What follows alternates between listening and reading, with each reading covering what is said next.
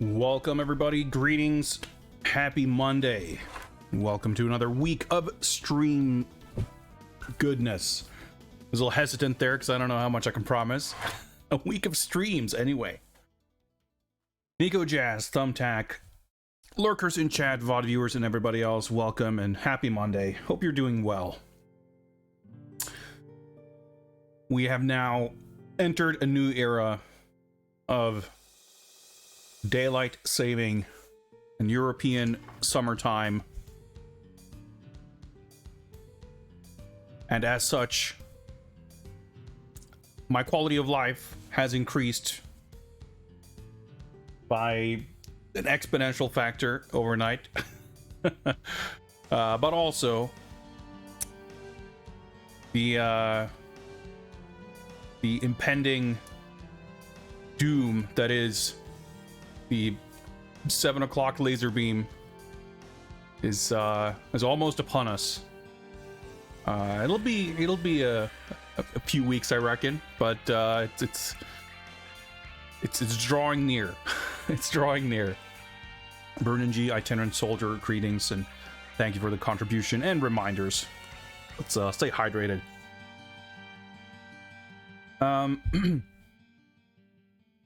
We got a redemption for some collection lore. So why don't we start right there? I thought, as always, on the rare occasion that people actually redeem that, I'm always like, oh shit, I gotta like actually prepare something to talk about, or you know, pull something out of my shelf. And I like to keep things thematically appropriate. So I was like, I don't have any Bond shit in my collection. Like, what kind of Bond stuff do I have to talk about? I think I might technically still have my Casino Royale Blu-ray that I received as a gift from Sony for registering for the PlayStation Network prior to the PS3 launching in 2006. But I don't actually know if I have that. But anyway, what I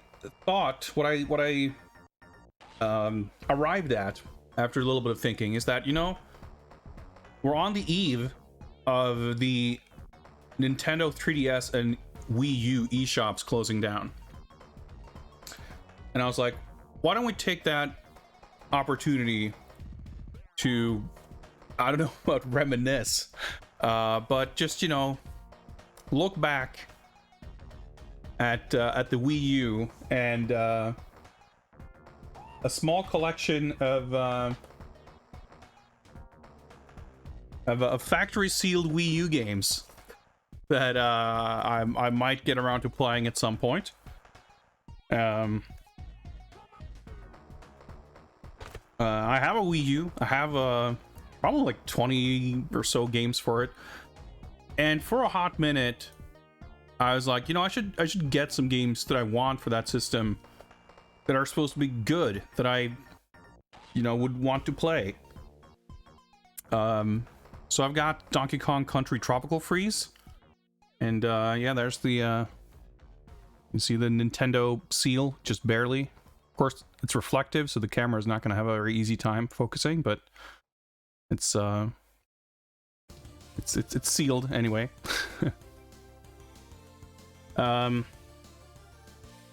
I'm trying to remember, the kind of modern DKC lineage gets a little convoluted, because I remember it was the game prior to this, right? That what was it called? I can't for the life of me remember, but there was the game that was on the Wii, and it had the waggle controls. And it always seemed like it would be a decent game, except it had all the forced waggle. And then I want to say, was that game ported or re-released, or it was put on the 3DS or something? I could be mistaken, but this was the sequel anyway. And I think this one came out on the Switch. I'm sure, like, almost all of them did, right? So I think this was the one that came out on Switch with the funky mode. Is that how that worked out? Anyway, the reason I haven't played this isn't because I have the Switch version. It's because, I don't know, I never touched my Wii U. I'm correct? All right, cool. I know, occasionally I know what I'm talking about. You know, I got my Wii U when Bayonetta 2 came out. You know, so I have that, of course. And then I ended up buying, like I said, a good couple of games. But I think it also, you know, that may have coincided, or it may be a result of my Wii U ownership kind of coinciding with me getting a job and having a steady income and an actual budget to buy video games with.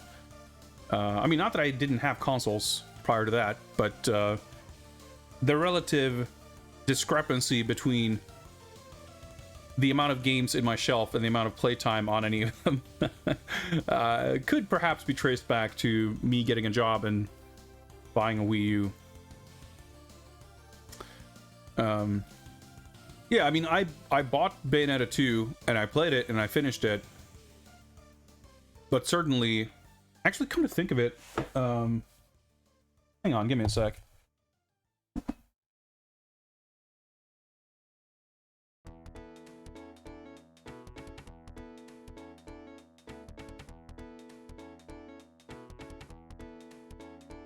That's right, you kind of jogged my memory there, Gundam, because there was this fancy collector's box, which I didn't get, but I did end up getting this from Germany, I guess. If I recall, there was like, so this is the box set with Bayonetta and Bayonetta 2, and they, it's funny, it's got the German ratings, well, I guess it's got the PEGI rating as well. But then on the back, it's like French and English. It's just a pan-European box, I guess. Yeah, so there was the big, like, collector's box. So the reason I ended up getting this was, I mean, I wanted the Wii U version of Bayonetta 1 anyway. But the way things were, like, there wasn't like an Amazon thing, and they had like the game listed for like a certain price, and basically there was some kind of confusion between the SKUs, so they only had one edition for one price, and it's like said in the item description basically that it would include Bayonetta 1 and 2. So it was like, well, get in on that action, pre-order it before they update the descriptions and like the different SKUs, because Amazon, for all their faults, customer service is definitely something they're good at. And basically, if you pre-order something where something is described a certain way, they will honor that. So essentially, I pre-ordered it for like the regular price of the most basic version of Bayonetta 2, and sort of got upgraded for free to this version that had Bayonetta 1 as well. There's no well, caked in dust for does say right here, I just noticed, special edition, but there's nothing particularly special. I mean, there's both games, but that's it. They're not actually in here though. I didn't bring the cases. But on a side note, I do still also have my factory sealed Bayonetta 3. I haven't gotten around to that. So as far as like buying games and not playing them, I'm doing tremendously well with that on the Bayonetta front, because I have played and finished Bayonetta 1 on 360. I'd actually, you know, I remember playing the demo of it and like didn't really grab me, but it was on the PS3, 30 FPS and all that, so maybe that's part of it. But I ended up buying it, one of many games I picked up when I was working in Manchester here and there. I would scavenge the hunt through all the like CX and game, like secondhand game shops I could find in downtown Manchester, and I bought, they had a lot of like 4 games for £20 kind of deal, so I picked up a lot of 360 and some PS3 games. This was in like 2014, which was a prime opportunity, good timing for that kind of thing. And Bayonetta was one of the games I picked up then, And I remember there was one day during my summer break, I guess it probably was that year in 2014, where I just on a whim decided to check out Bayonetta, and I finished it in a single day. I played like somewhere between 12 and 15 hours. Like, I'd played for a couple of hours. I'm like, man, this is good. All right, I need to take a break. I need to go eat some lunch. And then I'd finished eating, and then like, I just have this itch, and like, you know what? I think I'm gonna go play some more. And then I played for another like 8 hours, and then I had to eat dinner, and then I'm like, I think I want to keep playing, and I just finished it in one day. And I really enjoy the game, so I ended up, like, it was a no-brainer that I would get Bayonetta 2, and that I would get whatever console I needed to play it on.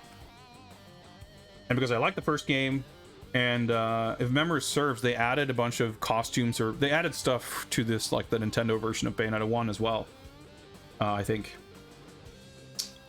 So I may actually have played Bayonetta 1 again on the Wii U. I cannot recall, but that's entirely possible that I did that. And then I got a Switch eventually. I didn't get a Switch at launch, but I got one, I think within the first year. I've had it for a good while, but I can't recall. So I ended up getting, when Bayonetta 2 came out for the Switch, I got Bayonetta 1 and 2 for Switch. Because Bayonetta 1 came like bundled as a download thing. I also got the Xbox 10th anniversary bundle with Vanquish and Bayonetta. I've got the Steam version of Bayonetta. So basically, I have every version of Bayonetta with the exception of the PS3 version, and I have no reason whatsoever to hunt that down, at least to like actually play it. Yeah, they do have the Nintendo costumes. That's, yeah, I just for a second I was unsure if they added that to 1 or if it was only in 2, but yeah, that's how I remembered it. So I've definitely bought Bayonetta more times than I've finished it. Perhaps more times than I've like even tried, like, you know, started new playthroughs or whatever. So Bayonetta 2 doesn't, you know, it doesn't exist on as many systems, but I have it for the 2 systems it's on. And I really like that game too. And yeah, so I have all of them on Switch, and you know, I know people weren't super hot on the third one, but I'm looking forward to playing it at some point. But for now, it remains in my collection of shrink wrap games I'll get to. So, you know, we're talking about the Wii U ostensibly right now, but I've got a I'm building a solid collection of shrink wrapped Switch games too, I think. Except I think there's some games where I've removed the shrink wrap to like pop the cart in the system just so I can redeem like the eShop points. So the actual shrink wrap status is perhaps not entirely reflective of you know, game being played status. Yeah, like again, the thing with the PS3 Bayonetta is like it's not good. I wouldn't have a reason to go back to ever playing the 360 version at this point. It's one of those things where if I stumbled upon it really cheap, it could, you know, I guess I wouldn't mind having it, but I'd certainly not go out of my way to get it. Anyway, this was supposed to be about the Wii U. So we got Donkey Kong, and that came out on the Switch eventually, I guess. I also, I don't even really know what compelled me to buy this, but I have the Wii U version of Hyrule Warriors. I think I have the first Dragon Quest Musou as well. Like, for what it's worth, I always heard that these games were, as far as Musou games go, pretty decent. With the exception of the very original Sangoku Musou on PS1, which we played on stream a while back. I never played any of the original series. I played, of course, both of the Fist of the North Star ones, because I'm a huge Fist of the North Star fan. I mean, where'd I put it here? I did buy this. I played I think it was like $5 in the PlayStation Store or whatever, and somehow that compelled me to pick up one of the One Piece Musous. And I don't know, but I guess I'd heard enough good things about this that I'm like, yeah, I'll check that out. The thing about it though is like there's such a commitment, these kinds of games, just in sheer time, if not mental effort. So this also, I'm trying to recall, the sequel to this was on the 3DS, is that correct? And was that maybe also on Switch eventually? I think even this came out on 3DS at some point. I don't know. Regardless, I feel like if you're gonna want the Zelda Musou experience, this is probably not the premier version. I mean, I wouldn't want to play it on the 3DS, I guess, but 3DS and Wii U, okay. Yeah, I'm getting it mixed up with the sequel, I'm sure.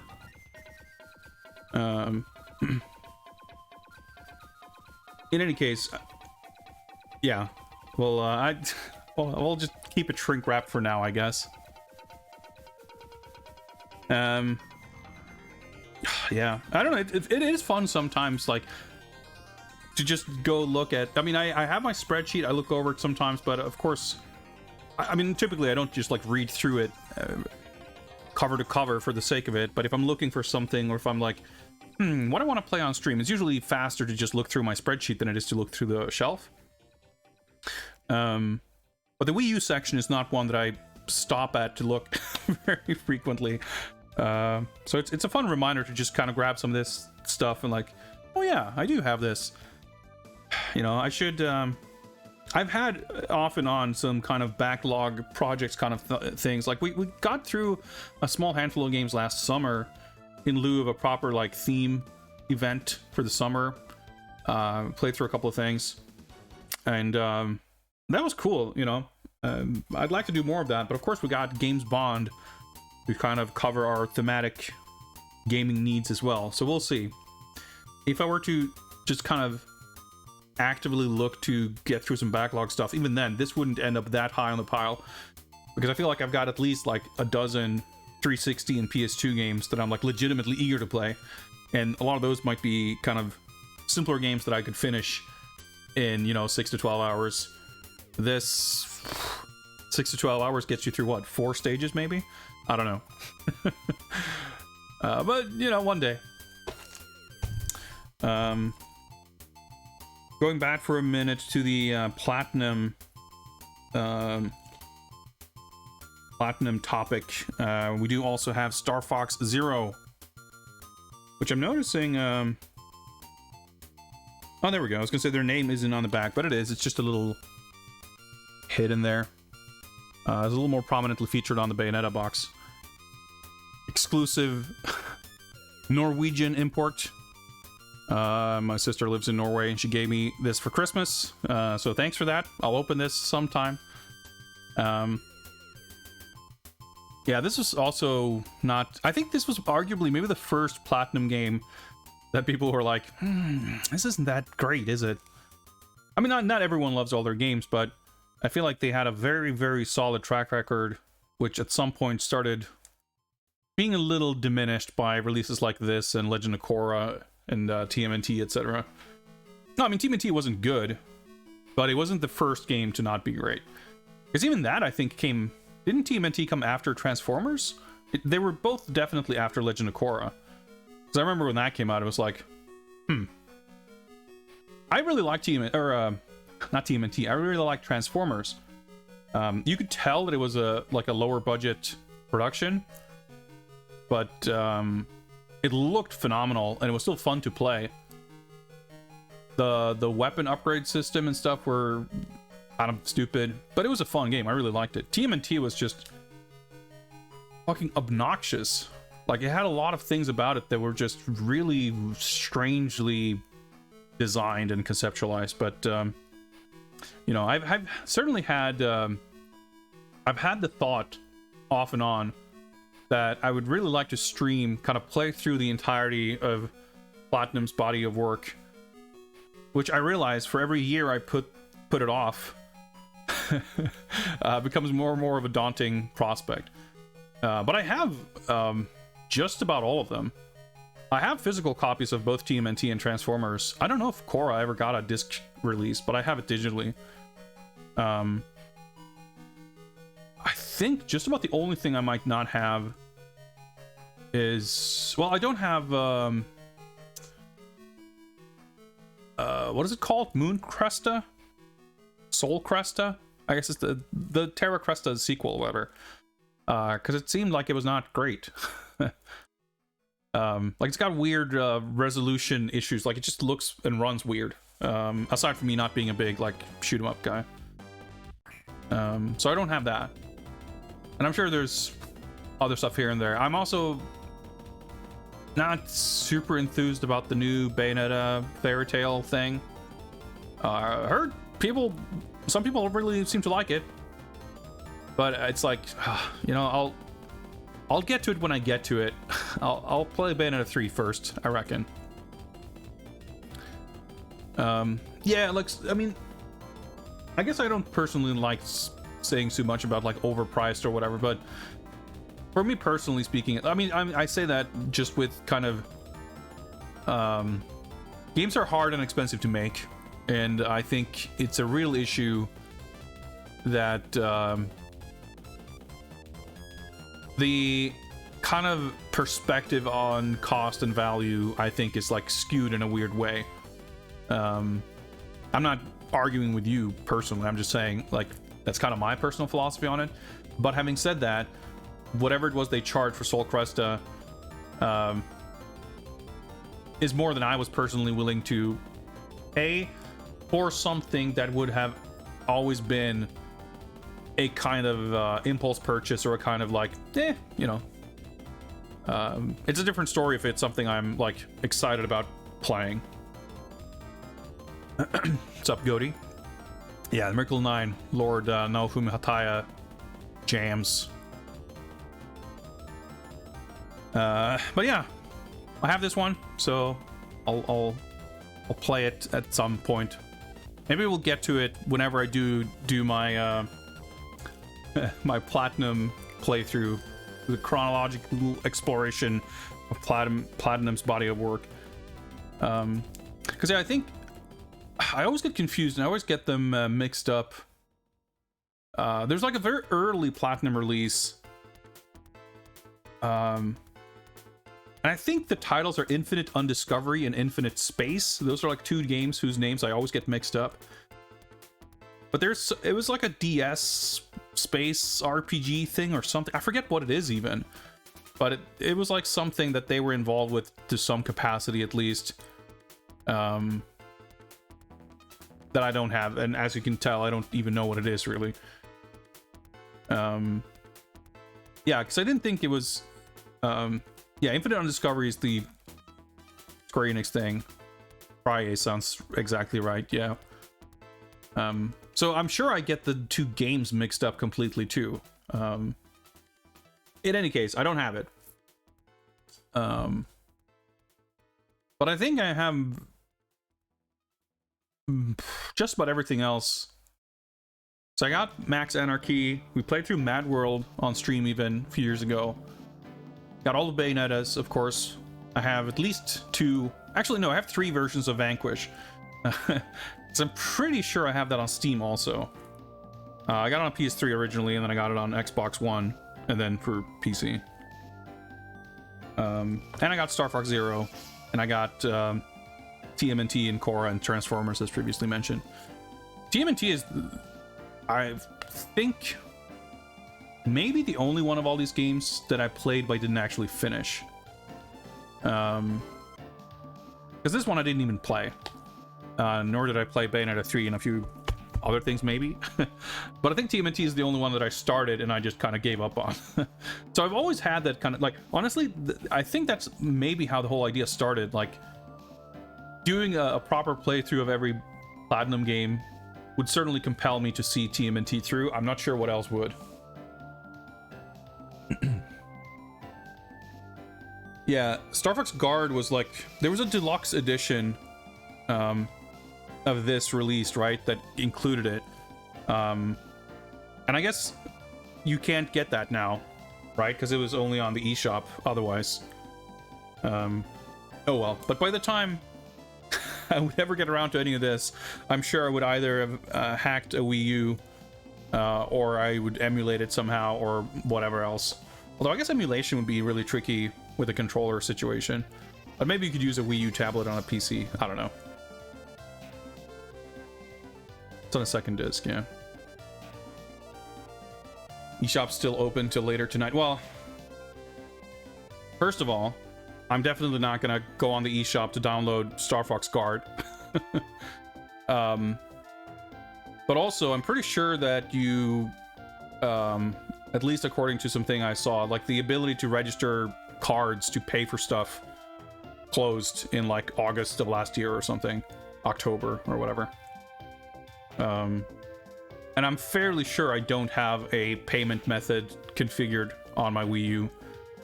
And also, I keep hearing that maybe it's only for the 3DS, but apparently the eShop is like super slammed to the point of not being operational. So that's probably not a practical option. Finally, and I was actually very surprised and frankly disappointed. I was a little let down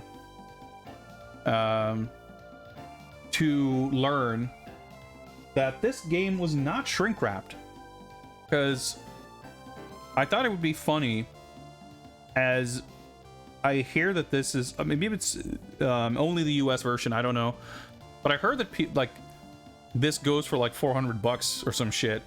And if it does, then I'm sure even a complete unsealed copy is still worth a pretty penny. But it would have been funnier if it was shrink wrapped. But of course, I have the Devil's Third. No Wii U library can be complete without this gem. And yeah, I've definitely never played it, so I'm surprised that I would have gone through the effort of unwrapping it. Well, it's the ultimate fusion of brawler and shooter, and it's got full-on clan-based multiplayer. Maybe for a few hours. But after that, nope. I mean, there was the weird PC multiplayer thing, which I'm sure is not operational at this point. But yeah, I guess it's got a little nick here. The case would not get a 9.7 grade or whatever.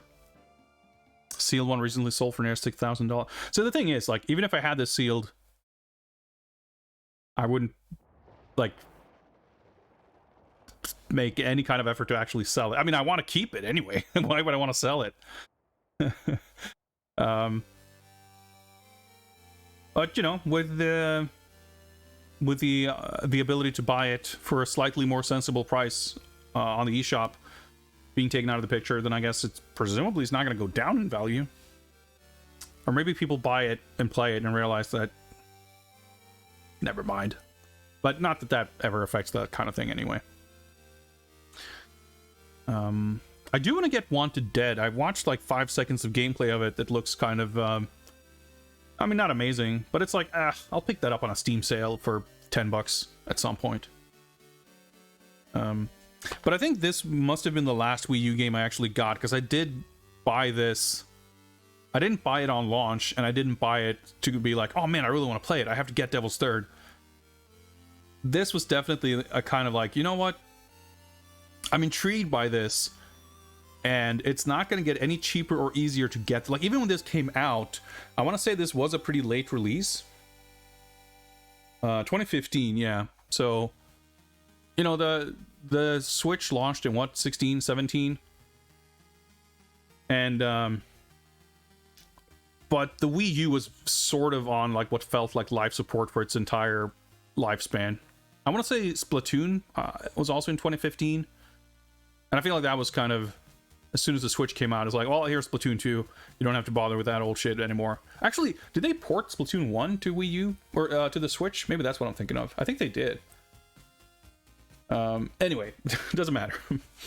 Point is, there was that era when I'm sure some of the games were still sort of affordable, when there was that sense of, you know, we should get these games because they're not going to be playable anywhere else.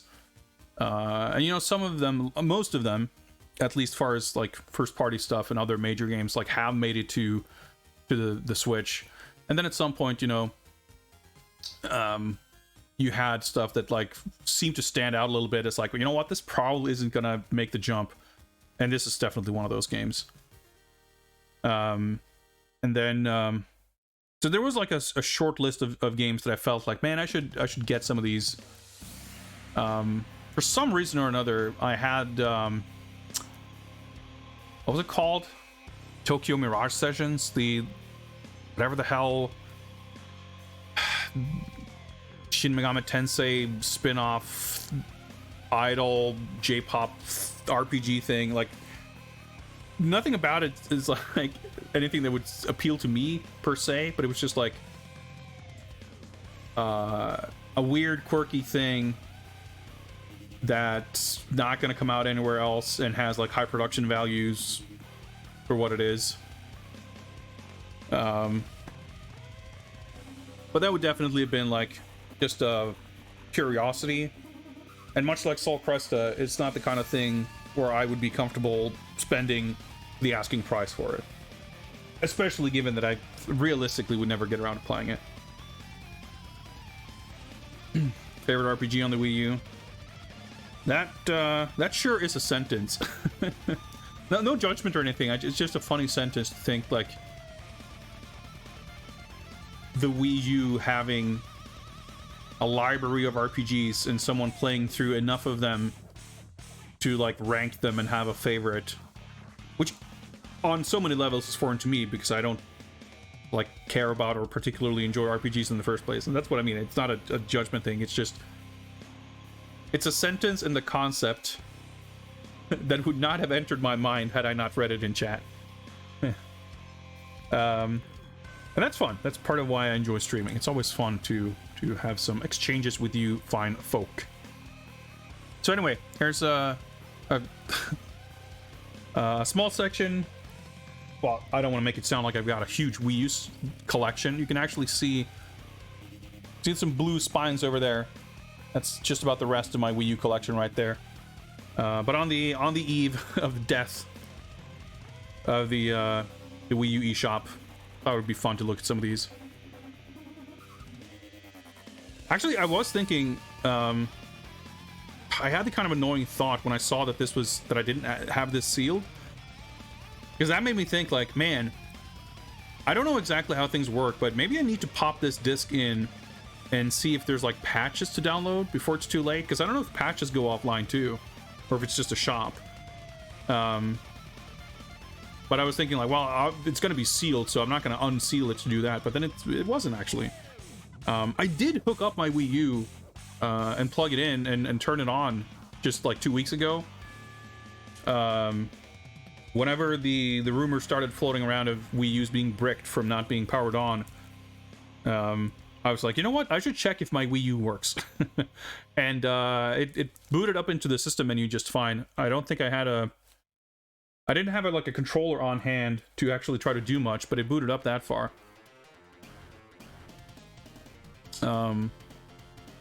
Patches should be fine. Let's hope. Let's see if I ever bother.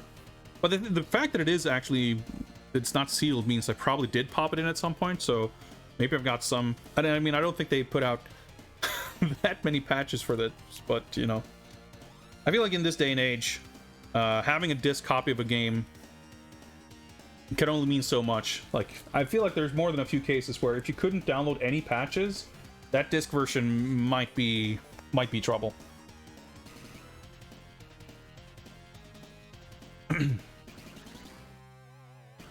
Anyway, yeah, I know that there were some misconceptions and some other confusion around the supposed bricking situation. That's why I said, like, there was hubbub around it, and it was enough to make me want to check in on it and just make sure that my system booted, and it did, so that's fine.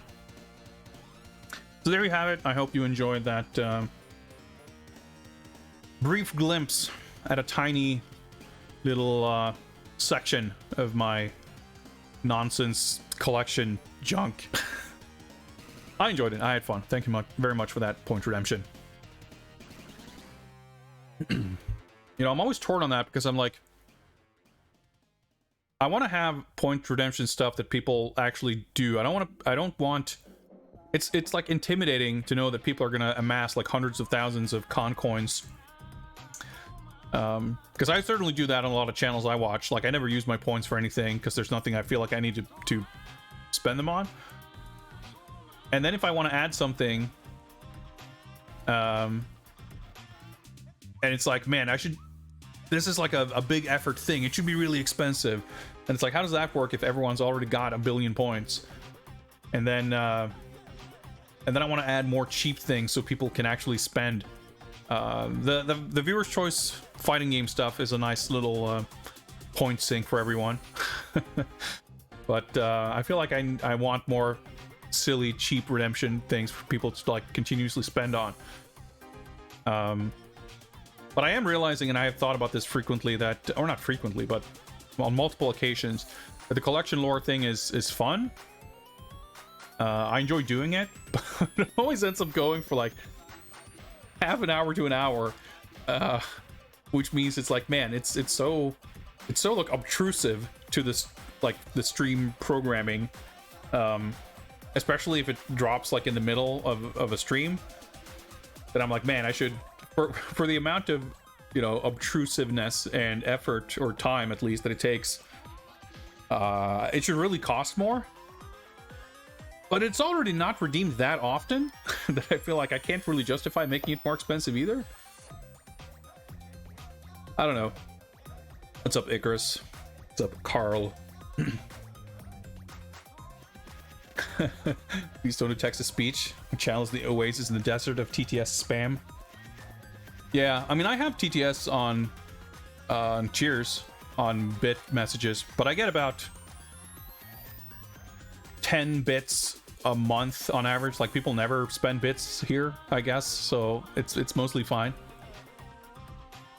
But I agree. Like, I mean, I don't mind TTS, period. But I definitely can find it really obnoxious if people have, like, I don't know, a culture of like writing 8-paragraph nonsense messages to just stop the stream in its tracks to like do your terrible computer voice stand-up comedy, especially when it's like people literally just make noises. I don't know, that shit drives me up the wall. So that's not my thing. But you know, you can do a lot of point redemption stuff. This one goes out at Icarus FW_way. Thank you, Track Zero. Well, I mean, we can try doing this. I can try talking about giving me money, and we'll see if people will give me money. No, but I mean, I'm pretty sure there's some like limits to like, and the thing is, like, you don't have to worry too much, because if it's gonna get to the point of being annoying, I would be the first person to be really annoyed with it. Yeah, I mean, I feel the same way, Chris. Like I said, I don't mind it as a concept. And in some cases, it's very helpful. Like, if I'm playing something or doing something, I can't necessarily read chat or read the message. If someone, even if it's like 10 cents, you know, if someone actually makes the effort to spend any amount of money on my stream, like, I want to make sure that I at least get the message or whatever they were saying.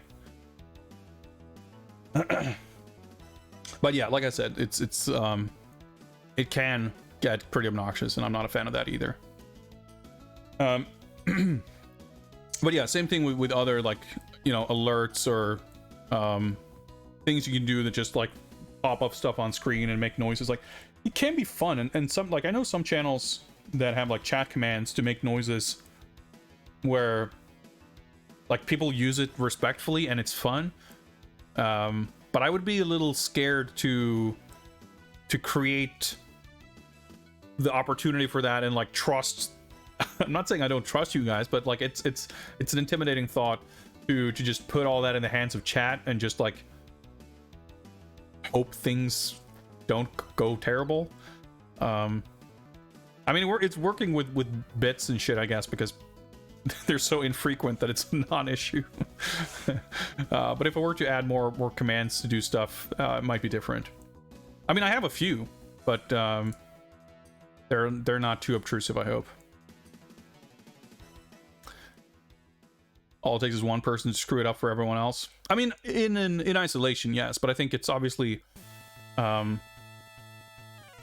like that moment can be obnoxious, but it's not like I don't have control to rein it in if it should start going out of control. But I'd rather not put myself at risk of that in the first place. Can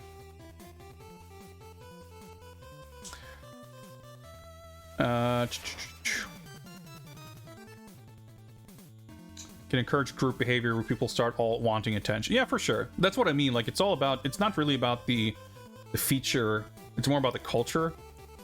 You know, the kind of atmosphere you cultivate. I don't think that's you know, it's not the easiest thing to control, honestly. I mean, some people I'm sure have a better, firmer grasp on it than I do. And to some extent, you will always form it with your behavior and things like that, of course. I suppose it's more like when you have to, like, intervention can be difficult. If you notice that things are kind of going in a direction that you don't agree with, even if you do have full authority, it's like, you know, it can be uncomfortable to, you know, to time out people or kick them or ban them or just like have to have like an argument with chat or with viewers. Like that sucks. So hopefully we'll we're keeping things civilized for now. And that's the thing, like anything with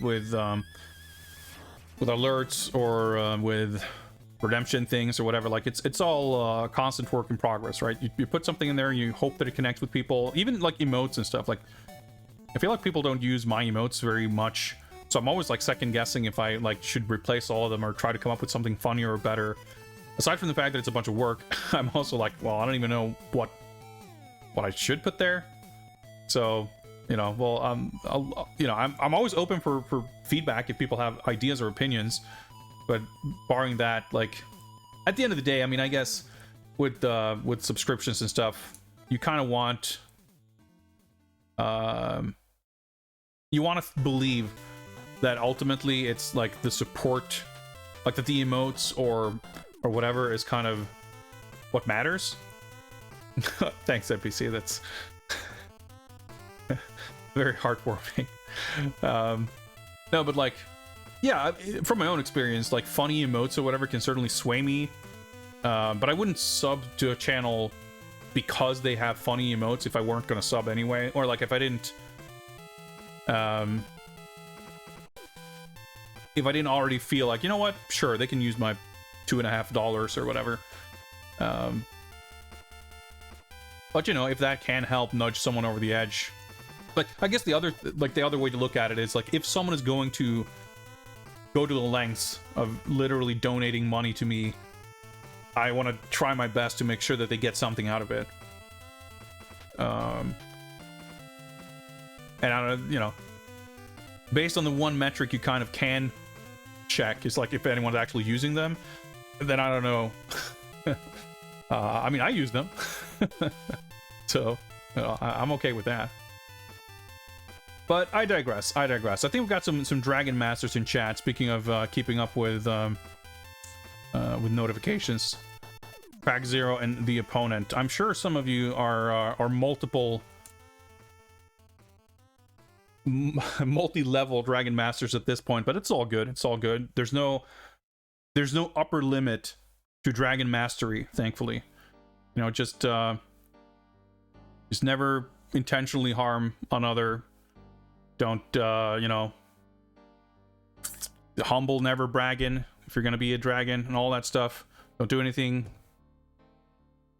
I mean, don't do anything Billy Lee wouldn't do, but definitely don't do the kind of stuff that Jimmy Lee would do, I think. I think that's how that goes, right?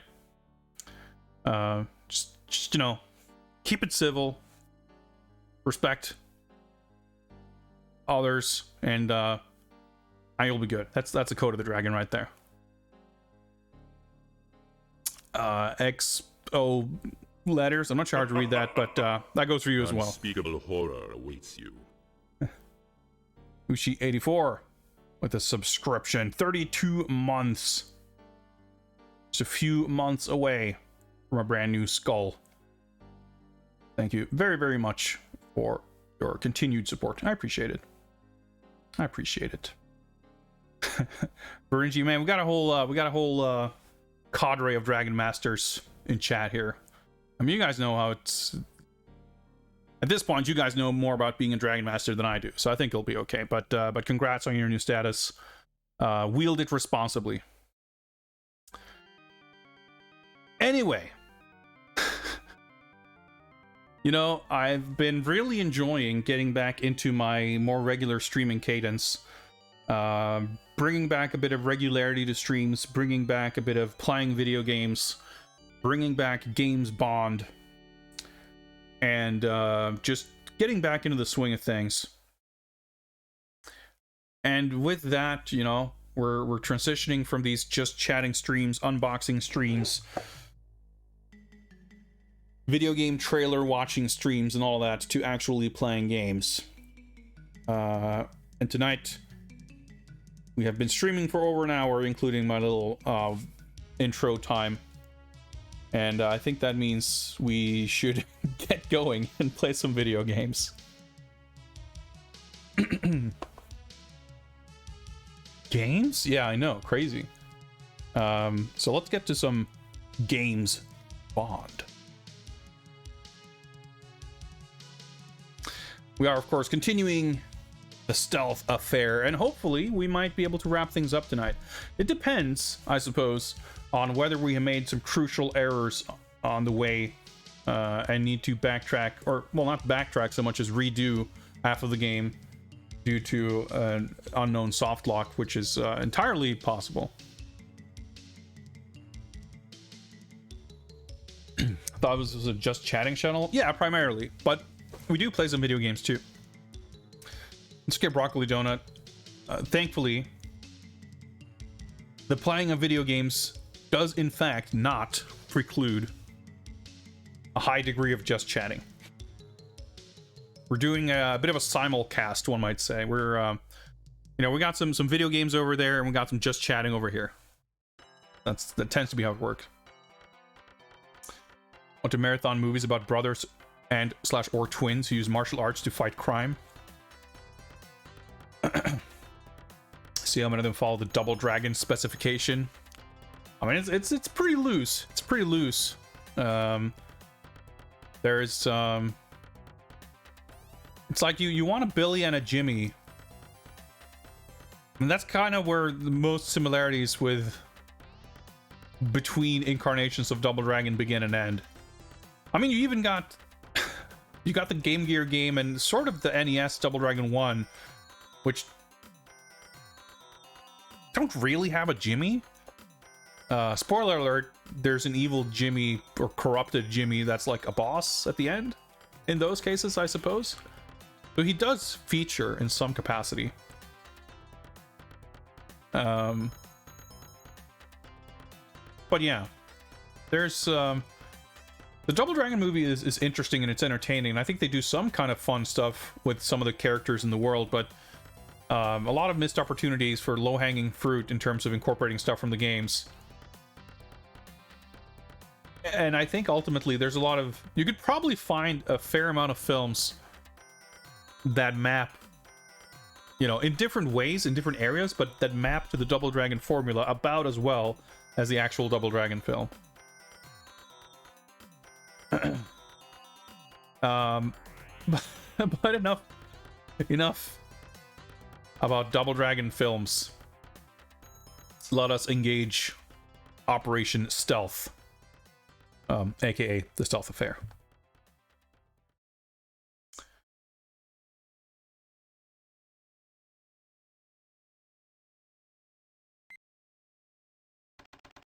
All right, speed this up. First, we need to do the copy protection gambit to see if we can get through the convoluted color checking matrix.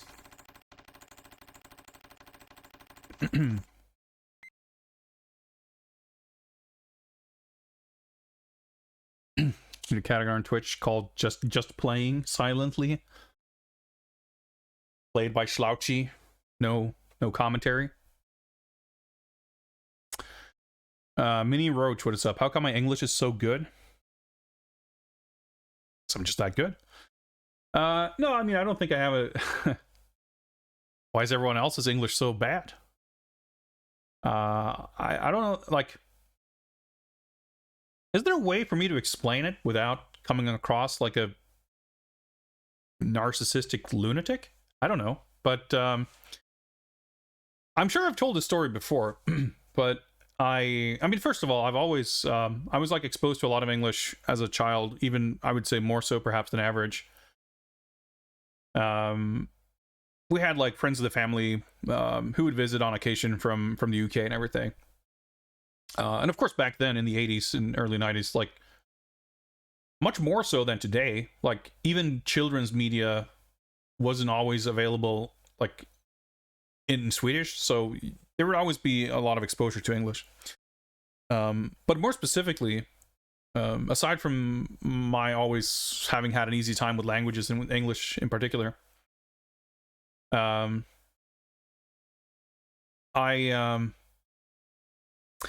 was one, like, the origin story, if you will, of my English proficiency.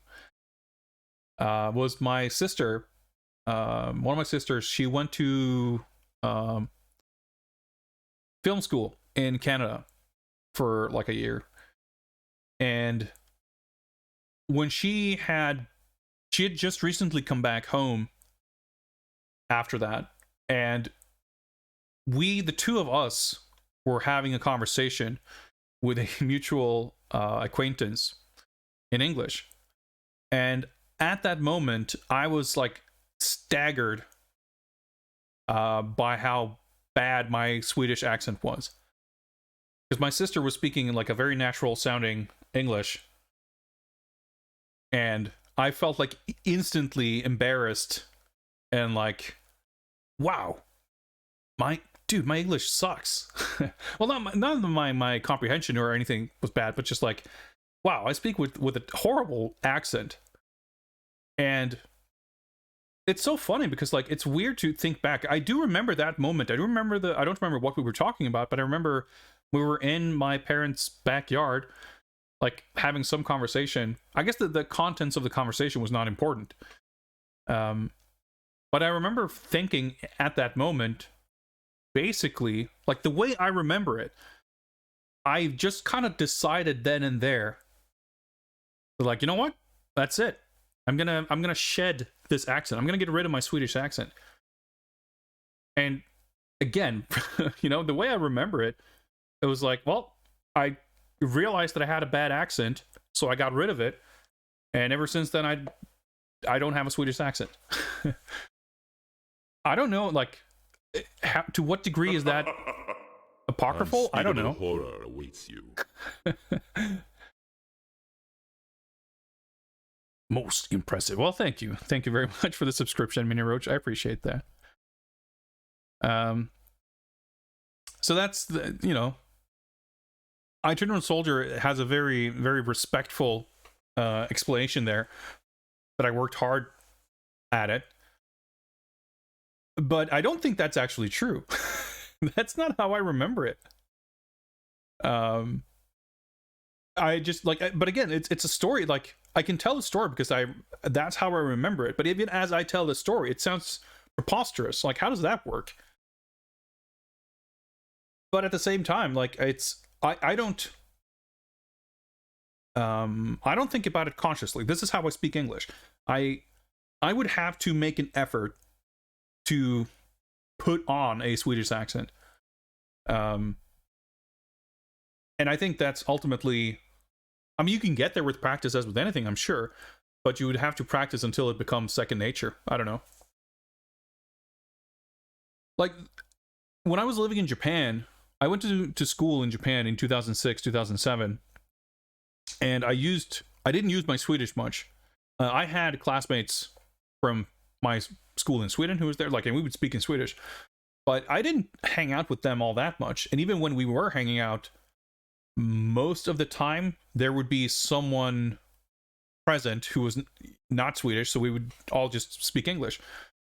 So at that point, I was using English on pretty much a daily basis for a year, and I was hanging out with a lot of native speakers.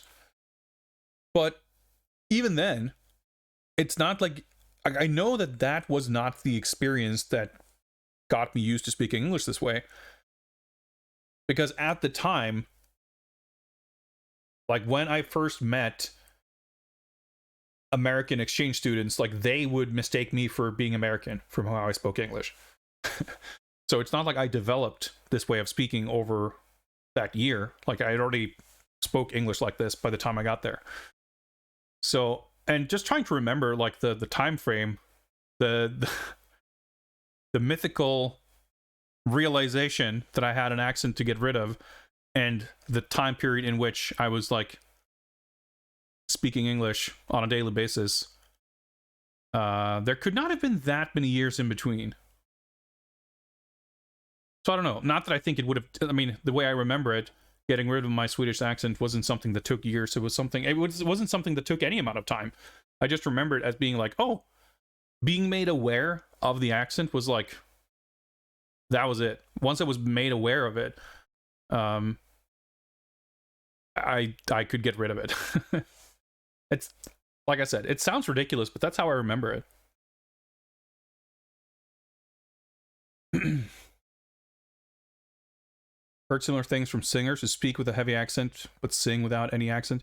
I mean, that's true. Like, it's funny how, like, I think with singing, mimicking, phonetic sounds becomes kind of a different thing. Like, as far as unlearning, or whatever you would call it, getting rid of, shedding an accent, ultimately comes down to learning to recognize and mimic phonetics, right? And I think with singing, in a lot of ways, it's not necessarily easier, but it's like you're probably more cognizant of a lot of details in the phonetics because just of the natural way that the melody would intersect with like the words. Like, you can't, if you're learning a song and if you hear the song, you hear someone singing it, it's harder to divorce like the lyrics from the phonetics as opposed to when you're just learning to speak a language. So I think that makes some amount of sense. And I think, whether we're, even if like dialects, it's the same thing, right? Like it's, certain songs too, like if you want to, like, if we're talking about singing, karaoke or whatever, like singing a song where the vocalist has a pronounced accent, it almost might sound or feel weird to sing that song without that accent or the dialect or whatever. Which I think ties neatly into what I was saying. Like, it's the phonetics become part of it in a way, it becomes a conscious part of it in a way that it probably isn't when you speak.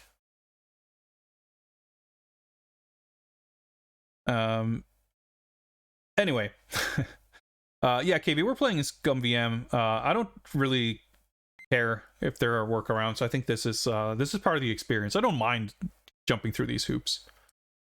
All right, that's yellow. It's just fun to complain about it, but it's I don't mind. So I think this is dark blue. All right, here we go. I'm in.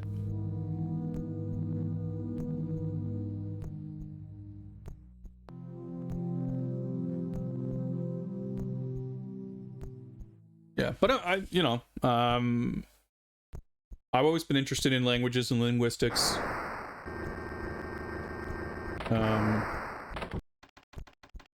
I've generally had an easy time in life learning other languages, and it's a skill I think that I have not cultivated very well. I took German for like 7 years, and I can't speak it for shit now.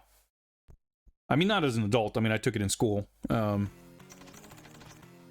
I came to realize, of course, that when I started taking Japanese in college, that it turns out that learning a language is a lot easier when you have a very specific use case or like an ambition to use the language. I picked German, like when I was in school, you had the choice between French, German, and Spanish. And I wasn't per se interested. I didn't have any goals of using any of those languages. Obviously, in hindsight, learning Spanish would have been a lot more useful. But even that's a hypothetical because I don't know what I would have used it for. But it's like, you know, you come across Spanish a lot more frequently than German, and you're much more likely in situations where you would come across Spanish. You're a lot more likely to be dealing with people who don't speak English than with German. Yeah, because I didn't have any reason to use my German. I haven't retained it at all. I mean, I say I studied for 7 years, but like the first year was like what, 30 minutes a week or something. Like, you know, it wasn't 7 years full time or anything. And it was interesting when I started taking Japanese in college. It dawned on me that I learned more Japanese in one semester than I learned in like 6 years of middle school, high school German. But it was also the whole difference was, of course, that I cared about it. I was passionate about learning it, and I had stuff. It wasn't even stuff that I like hypothetically could use it for once I did learn it, but just like progressively as my Japanese started improving, my ability to like play Japanese games and read Japanese manga and whatever like was steadily improving. So that was very exciting. And then of course I haven't kept that up well at all. I mean, it's a miracle that my Japanese isn't worse than it is. And I guess that's a testament to my my passive ability to retain language okay. But my Japanese really is not very good. I mean, I can have a conversation, but it's going to be pretty easy, and it's like it's going to be pretty easy. It's going to be pretty difficult. What I mean, have to be a pretty simple conversation. But if you have a conversation in person, it's a lot easier to kind of convey. Like having a conversation with someone is a lot easier than listening to someone, like listening to a conversation and picking everything up. Because when you're speaking with someone, like subconsciously, all parties in a conversation are gonna, if there is a language barrier, you're gonna kind of adjust your use of language to make sure you can communicate. But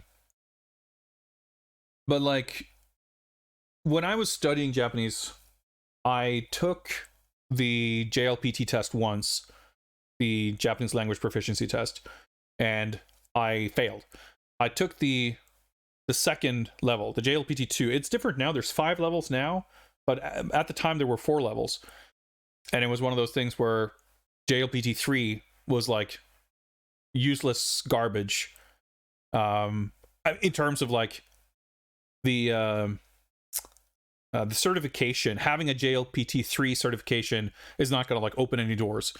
Arguably JLPT 2 probably wouldn't either, but it's actually like that actually means something.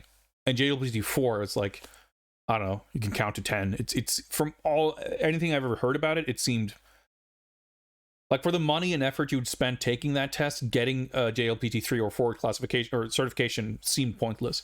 Now, my understanding is like the current modern system, because this was like 15 plus years ago. My understanding is that it's not like they added like 3 kind of in the middle there or whatever, but like a JLPT 2 today is like harder than it was back then, is my understanding. But I failed the JLPT 2 by like, I think you needed a score of 60, and I got like 57 or 58. I didn't, I mean, ultimately, obviously I would have preferred to have passed, but it's not like it wouldn't make a difference because I wouldn't have used it for anything really.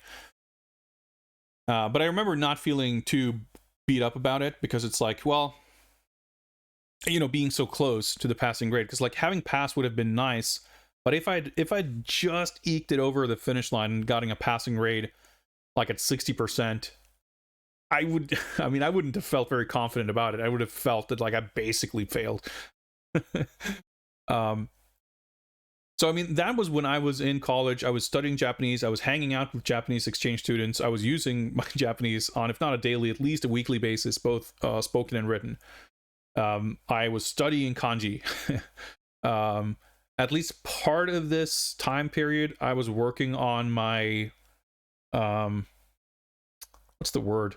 Not dissertation, but like graduation project thing, whatever, which I never finished, by the way, which was translating a short story from Japanese to Swedish.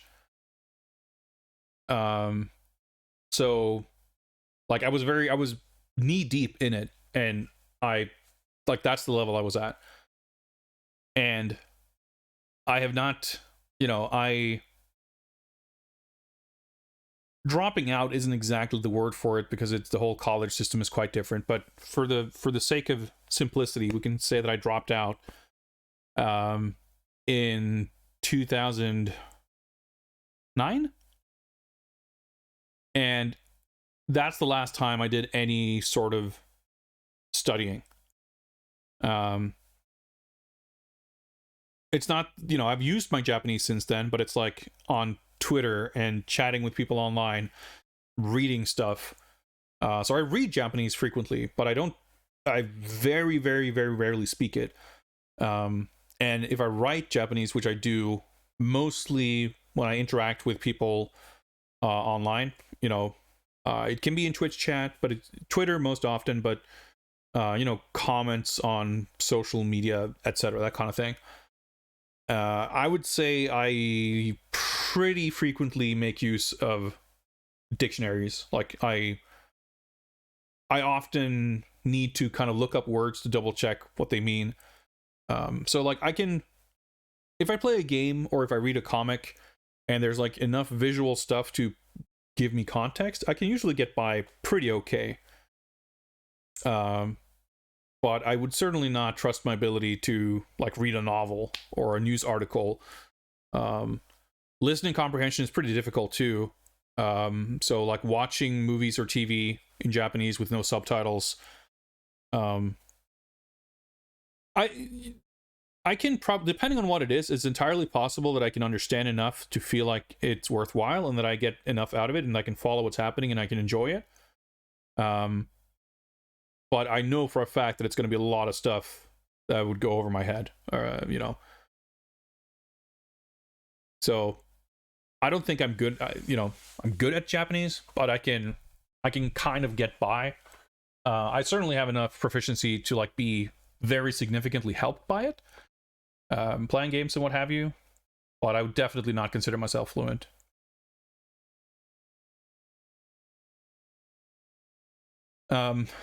Yeah, I mean, if I watch something with English subtitles or Swedish subtitles, then then I'm not gonna like listen. But I would, given the choice, I would prefer to watch something with Japanese subtitles because it can help a lot with the problem is, of course, when you have which is often the case where the subtitles are not the exact spoken dialogue verbatim on any language. Often you get like slight truncations and changes and stuff to just fit the space. But just like having the reading kanji and hearing the words spoken out loud, for example, can be pretty helpful. But it's it can be distracting. But I like sometimes I would watch even English movies with Japanese subtitles, just not necessarily for reading practice. Although it kind of, in a way, it is, because you have the pace and the speed of it means you have to kind of you have to keep up your reading speed. But it's more like that's more, I wouldn't say it's like to practice reading or to practice like vocabulary. It's more like well, it's more practice reading than vocabulary, but it's also just kind of I'm always, because I am interested in translation and stuff, it's fun to see how certain things are translated. Yeah, I mean any subtitles are gonna leave out details. That's just the nature of the beast. But I think for sure it can be like, when it comes to just how the attitude and personality of a character comes across through dialogue, that's such a just linguistically a different thing in Japanese than in English or Swedish or many other languages, that hearing dialogue in a language I can understand intuitively, it's interesting to see how a Japanese translator would choose to convey that attitude through language, because that's such a subtle thing that it's very, very difficult. Like, if I were to, like, I could write a Japanese translation of an English script on like a elementary school kind of level. Like, I could write something that puts across the meaning of what's being said, but I could definitely not produce something that would feel natural for a native Japanese speaker, because I wouldn't have the tools to kind of get that subtle aspect correct. So it's very interesting to see how actual professional translators would do it, just to get a better like calibration, a better sense of that kind of thing, I guess. But yeah, I mean, Roach, I'm the same way. Like, I always prefer, and I think that's just like, if you're raised in Europe, or at least in a small enough country where all of media is not always translated to your local language, the idea of having subtitles on screen is not going to be inherently obtrusive or annoying to you, the way I just have to imagine that it is for native English speakers. Having subtitles on screen is just like a very natural thing. So I would never, like, I don't equate the desire to have subtitles on screen with like whether or not I can comprehend the language that is being spoken. Obviously, if I cannot comprehend the language being spoken, the need for subtitles is likely increasing, but it's not the deciding factor for whether I want subtitles on screen is not whether I can comprehend the language being spoken, because just because I can comprehend the language being spoken doesn't mean that I can hear shit. And doesn't mean that I can't miss out on crucial information, or people are saying they're using names or something that I'm not familiar with, and like it's hard to pick out words even if I can hear it. Just like comprehending it is a different story. And also, for sure, Swedish translations are usually garbage. So I'm always very annoyed when I'm watching something and it's like, it's got subtitles in all Scandinavian languages, but not English. And I'm sure there have been cases where I would turn off all subtitles because the Swedish translation is like distractingly bad. That's pretty rare. Maybe it depends a little bit on what mood I'm in. But yes, I would pretty much always prefer to have subtitles than not.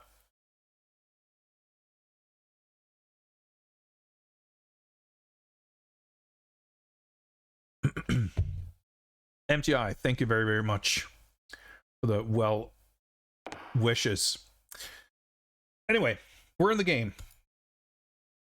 So let's resume. We made very good progress last time.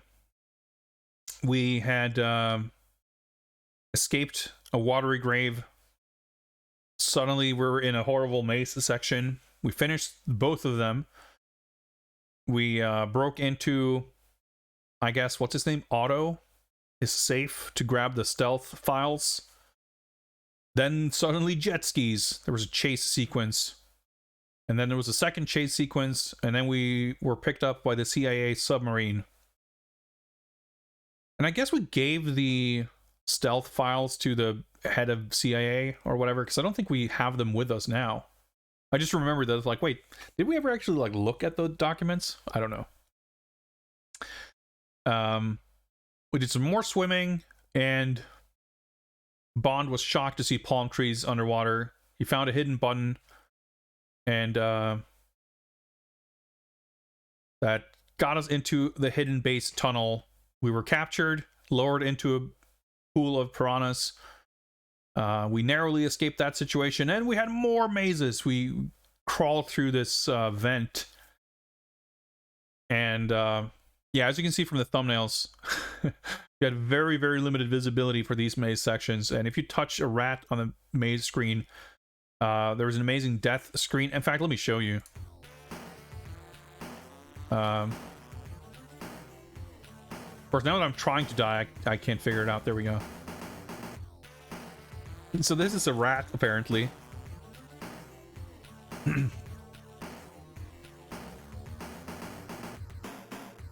Got the jams at least. Thanks for the reminder, Broccoli. I think I'm well hydrated.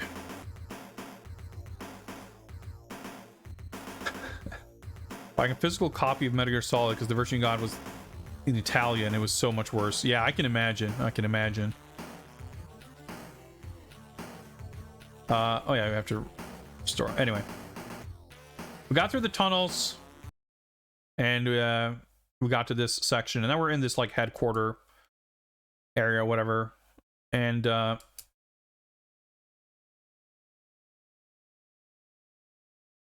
rummaging around the base here, and we had to sneak past this guy or beat him up. We had to tie him up. Like you pick up the shoelace from this boot to tie him up, and then you take this so-called napkin, which is obviously a towel, to tie his mouth, and then you're free to explore. We can you get the thug uniform, thug henchman, whatever, bad guy uniform.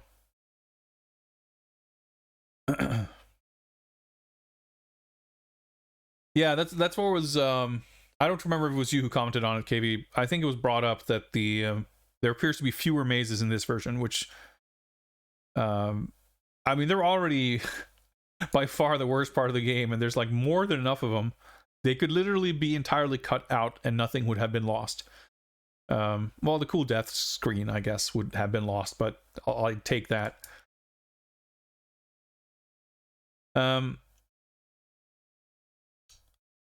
So here's where we're at. We actually, let's there's a couple of rooms around here. Oh yeah, let's get the timer going. Let's see.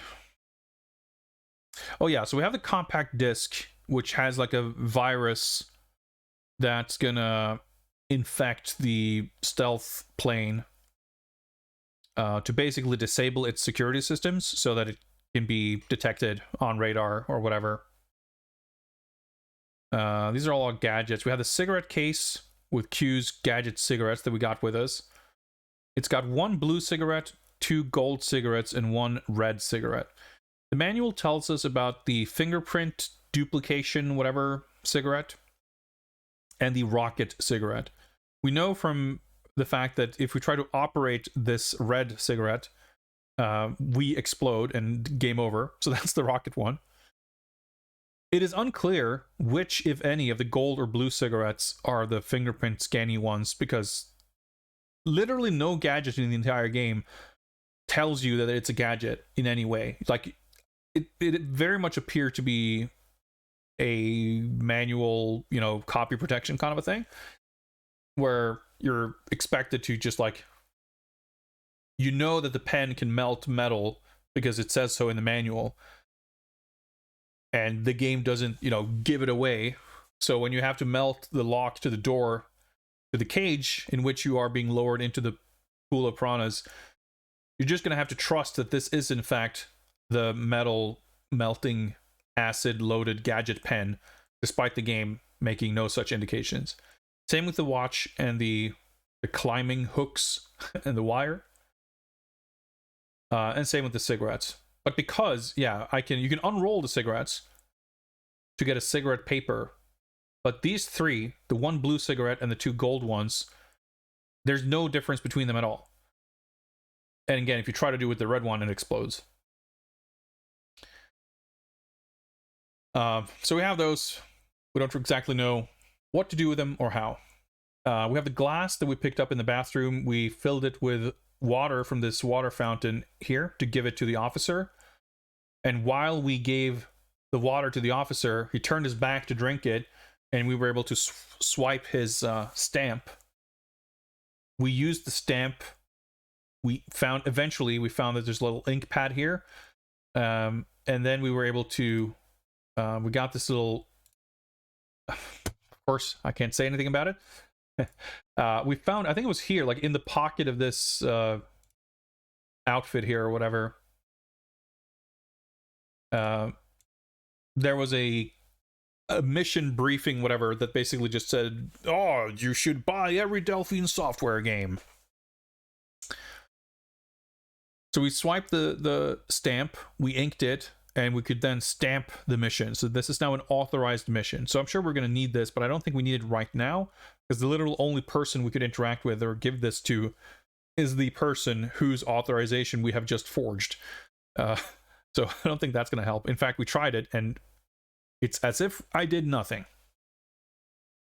Now, the lifeboat is interesting. That was literally the last thing we did before we quit last time. In the garbage dump under here, there was a lifeboat, like a rubber raft or something, I guess. So presumably we're going to need that to get out of here or do something with. There's a control board.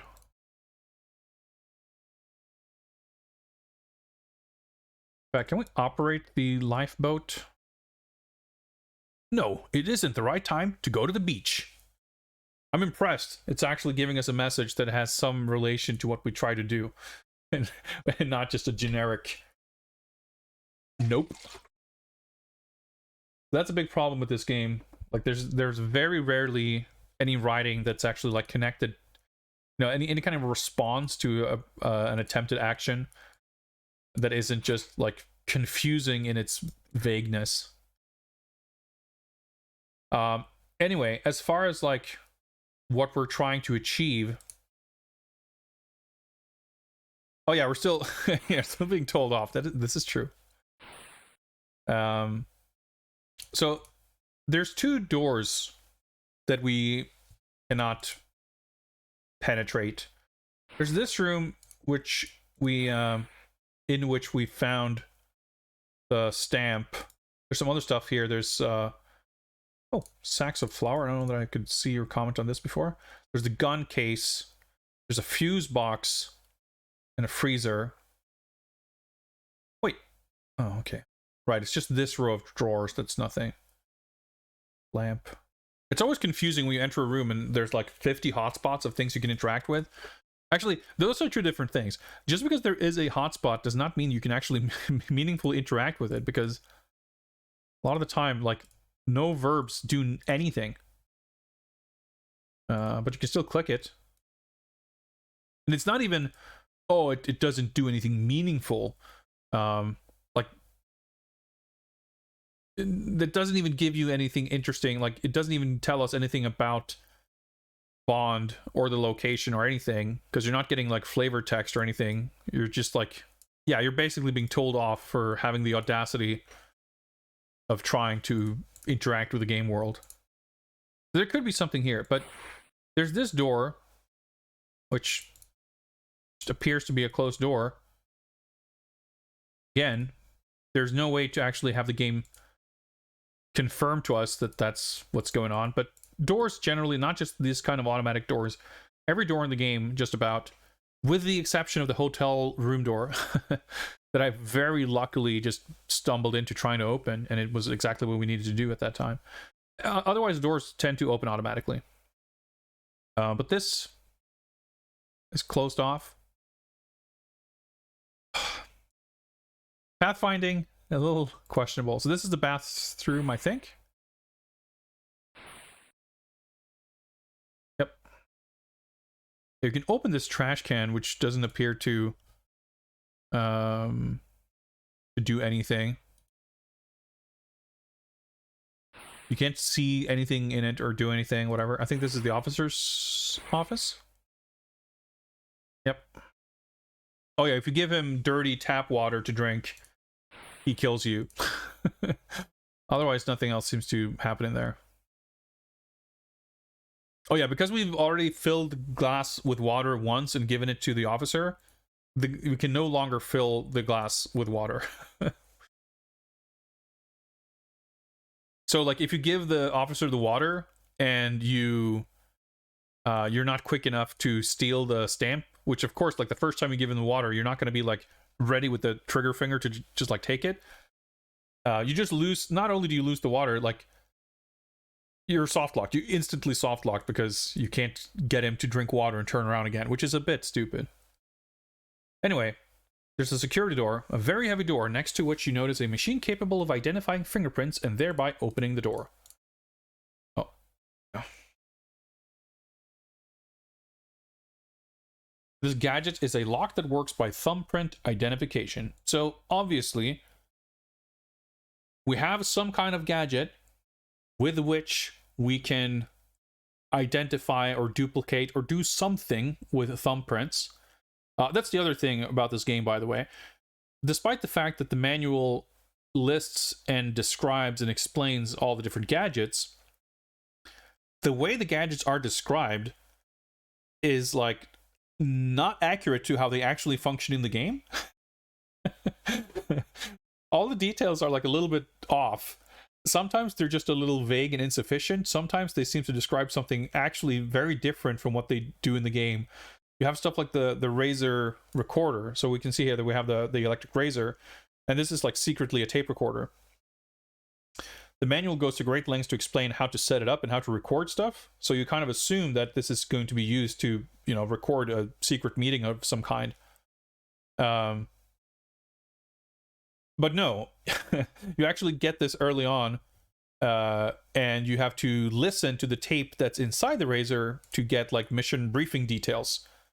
The one common thread in using gadgets is that you know, and interpreting the manual's explanation of them, is that the actual use of gadgets is far less complicated than, like, the manual describes everything in depth with all these different steps and everything, and for the most part you don't need to care about any of that when you're playing. It reads, when you read the manual, as if like, oh, this is important, I have to like know all these steps so I can do this properly, and then in the game it's like, use pen on lock, and then it's done. But the actual specifics of how you use it is sometimes a little finicky just due to the way the game works, and you're always left with this uncertainty and second guessing if you're doing it correctly. The one thing I've learned is that Amiga manuals outright lie about almost anything. It's been known to happen.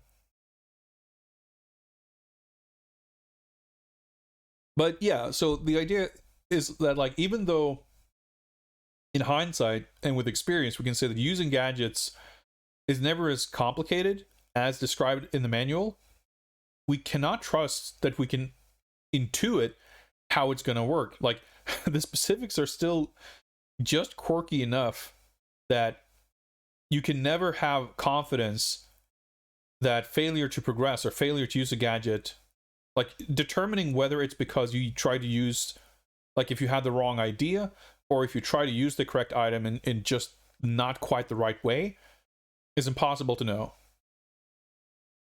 And it's like, yeah, that feeling just permeates the whole game.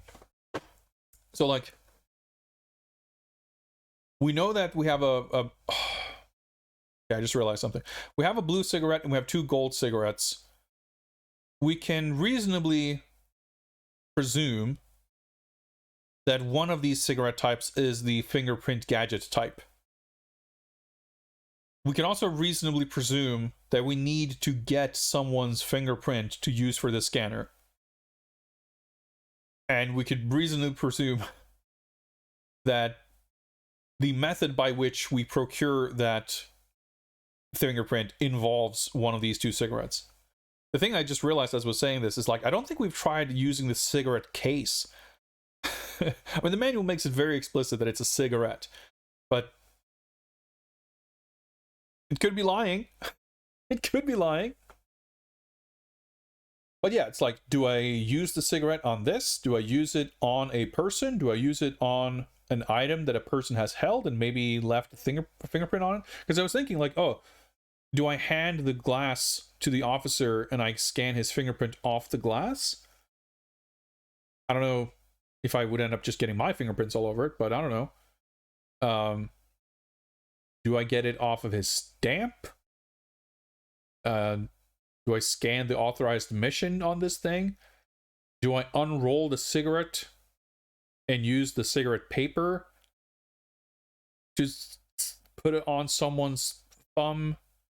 Like, there's so many, like, none of this, you know, the manual basically says like, oh, use it's kind of the opposite, right? The manual basically says use cigarette on finger. That's sort of how it describes how you get a fingerprint.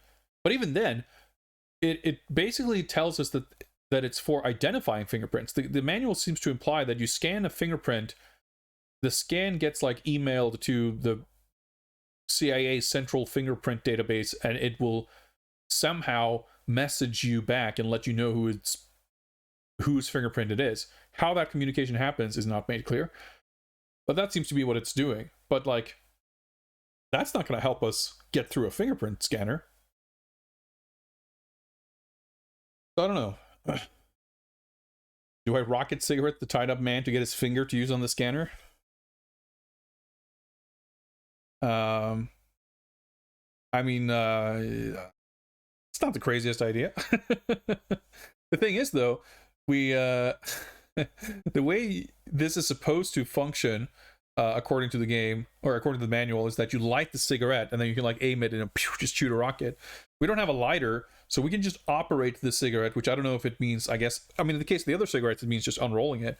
Because if we unroll it, we just trigger the rocket and it explodes.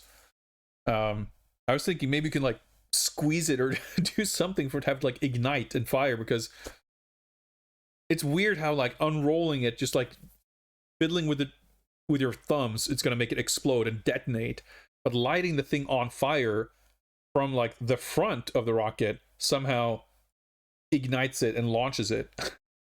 But you know, I'm not Q. I don't know how these, I don't know the science of James Bond gadgetry, so I'll just not question it.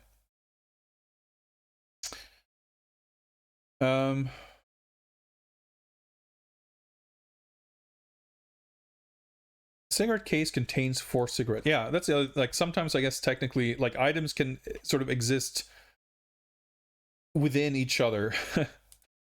Like the cable is connected to, or ostensibly is inside the razor. So these cigarettes, we've opened the case, and opening the case gives us access to these items, but technically they are inside the case, I guess. And we've never noticed anything special in our entire life.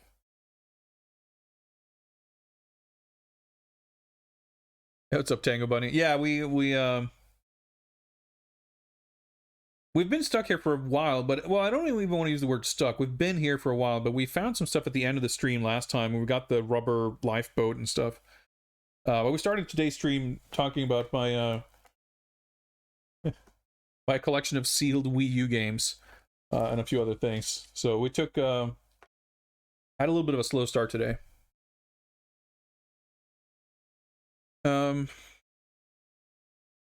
So we can try to,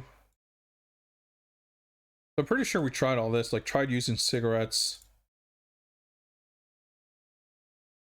Of course.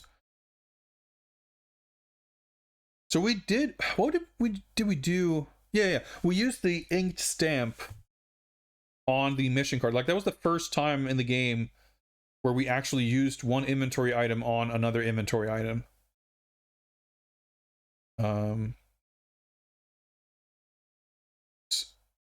Like right click. The controls interface is not great. It's very weird. Cigarette has a blue ring around. Cigarette. See, if I right click, then I highlight it and I can click something else here. That won't do anything. Nothing's happening. I'm trying to see if I can use the cigarette on any of these things to scan a fingerprint off of it. All these cigarettes are not for smoking. They're for unrolling, for fingerprint scanning, and for exploding myself.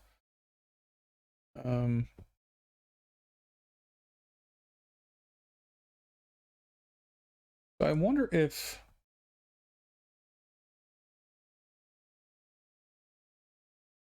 Exiting screens here is weirdly difficult.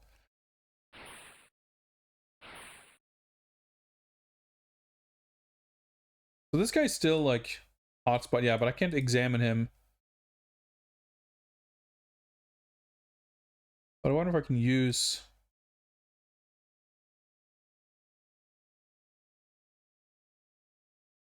Yeah, so someone mentioned, did I load my save after unrolling the cigarette? Yeah, pretty much. Like, I didn't want to, because I didn't know. Anytime I tried unrolling the cigarettes and using the cigarette papers on something, if I didn't get a result, I just loaded the game right away because it's a like an irreversible action. So I don't want to walk around and then discover that I needed the intact cigarette. Now, the other thing worth mentioning is that when we were underwater and made it into the... We found the hidden button to open the hidden compartment, the little tunnel to swim inside. There was a very strange comment from the game where it's like you try to swim inside the tunnel and the game it's like, oh, you could fit inside rather easily if only you had an elastic band. You did bring an elastic band, didn't you? And then you just swim right in.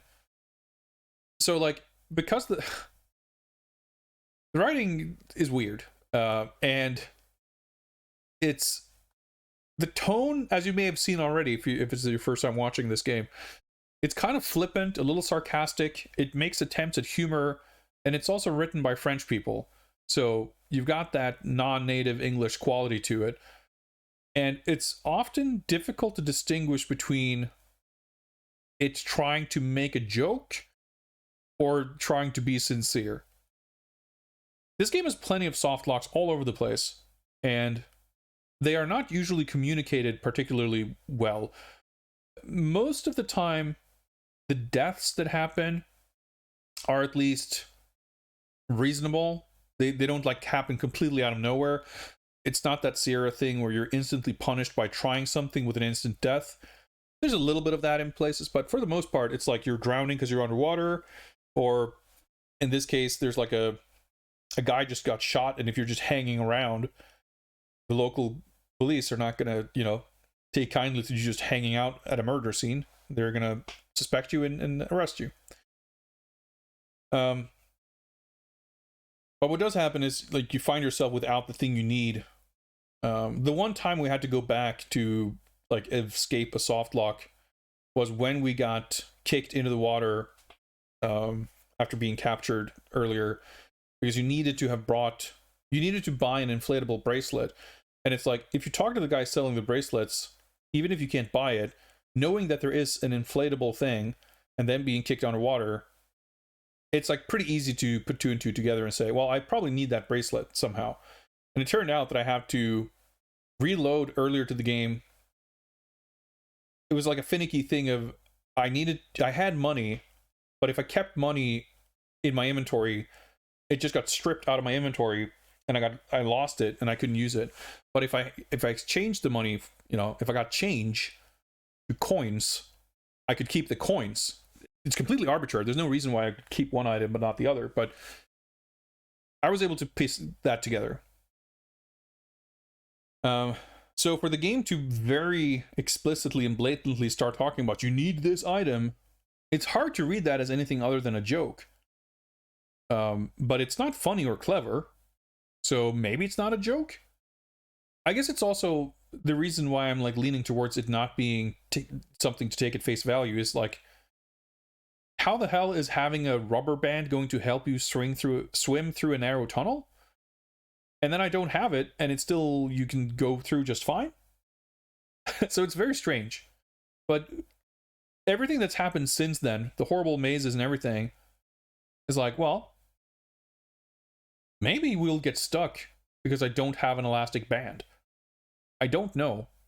But if that's like the point at which the game mentioned it, there's been quite a bit of game since then, especially counting the mazes, that not only am I like anxious about, I mean, that's when the game mentioned it, but if I was supposed to have it at this point, I'd have to go back here to be able to get it, because this is like the last time I was like could wander around and collect stuff. Like, this is all like linear sequences of events here, basically. There could be in the office here, maybe there's a rubber band, or it's in town, because when I went back to town, I didn't check the bank very thoroughly, and I didn't go to the military base at all.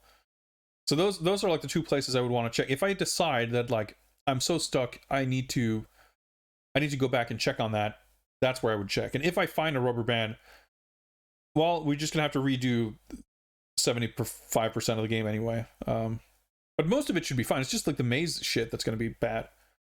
What's up, Father Axe Keeper? Greetings. So we'll see. I've yet to come across a situation where I feel like I would be helped by having an elastic band, so that's fine. I mean, I have the fingerprint cigarette thing, and I need a fingerprint, so like that doesn't, nothing implies, there's been no implication that I need a rubber band, just the explicit mention of it. So we'll see. But yeah, for as clunky and difficult and weird this game is, we have not really ever spent too much time being completely stuck and not feeling like we're making any progress. There's been a bit of that, but never for too long.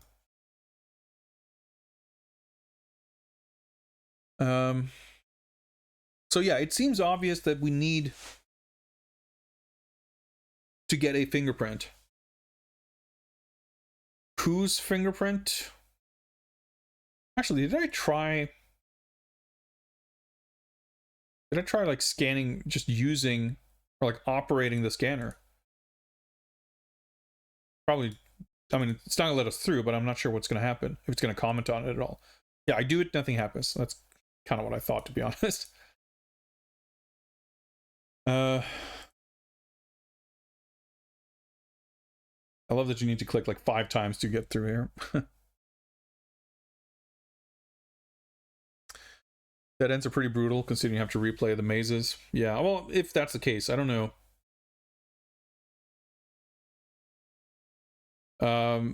We'll keep it a French mystery for now, Tango. I appreciate you asking. If I need help, I will try to think of a specific question to ask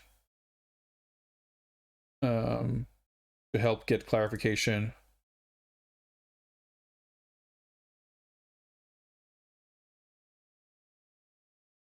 Oh yeah, with these, yeah, I remember. Yeah, I don't think there's anything really you can do here. I find nothing.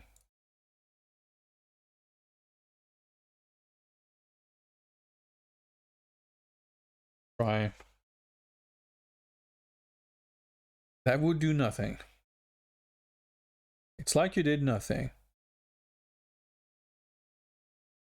Nothing's happening. Because I was thinking before, like, the one time we had to go back and like, anytime I've had to do stuff, like, the stuff I needed to grab that I had missed, like, knowing what I was looking for, it wasn't too complex to at least find some hint or lead towards that. So I'm thinking, like, if there was an item that I needed, I can, like I said, think of only really 2 places in the game where I could have missed it. So it could probably be relatively quick to just load up those places and take an extra look around. Especially if it's literally like an item I need to take. But it's also, I feel hesitant to like load up an old save to do that just in the off chance I mean, regardless of when I'm supposed to have, like, if the mythical rubber band is a thing, or elastic band, whatever they call it, the sooner I get it, the better. But at the same time, if I solve puzzles here and then come across a situation to use it, like, the extra time I spend doing this doesn't really make a difference. And if I have it now, not to rule it out, not to rule out the possibility, but I don't see how having it would help with what's keeping us from progressing at this moment.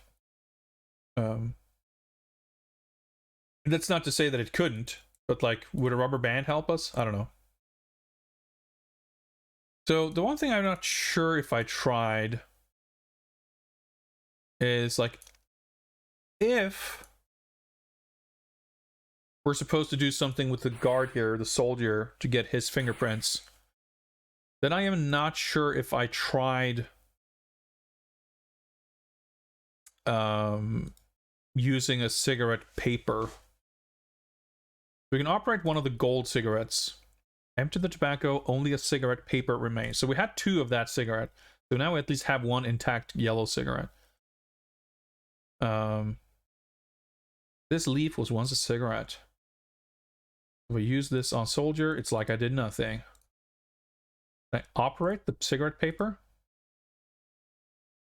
Absolutely not. All right.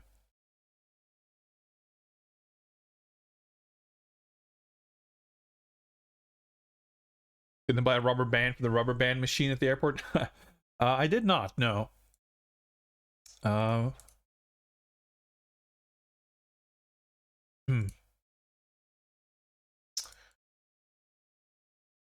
So weird, because I can operate this, open it, but I can't, I don't know, can I put something inside here? Not that I know what I would want to put here, but rid of the evidence? Nope. Is this the CD case? Who knows? Can I operate the case? No result.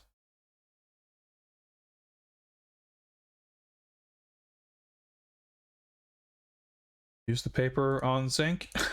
Nope. Alright, so I can operate the blue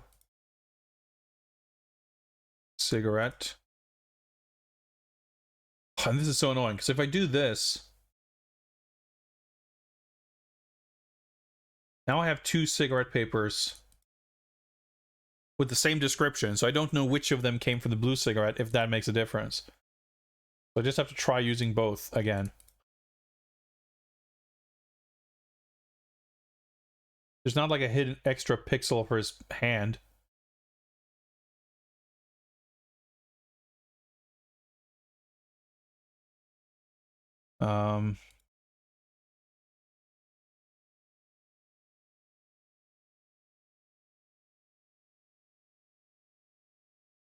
Nope. All right. Like, because if by some chance that I'm supposed to unravel the cigarette to use the cigarette paper as a thing, then I don't know which one.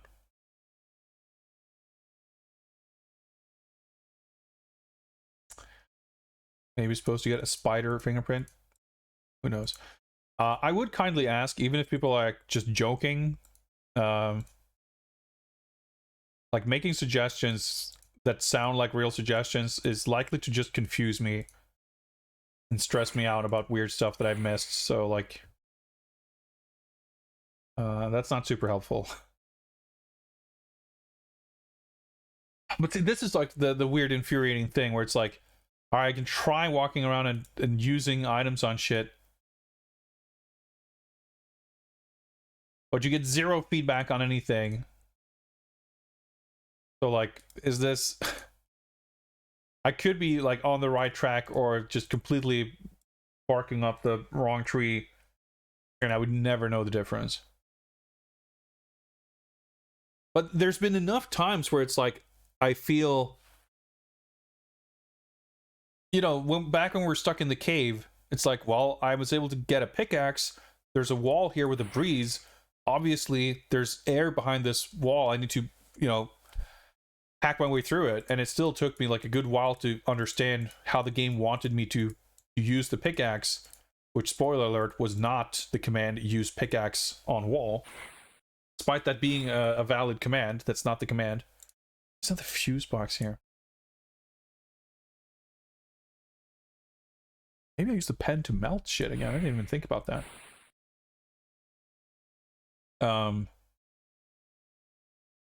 So maybe when I'm like talking about like, oh yeah, I just need to use the cigarette on a thing, and I try that command and it doesn't work, I still, it's so stupid, but like I can use an object on an object, the game tells me no, and I still can't say for sure that the solution is not doing that, because the solution could still be that you just have to do it in some weird specific way.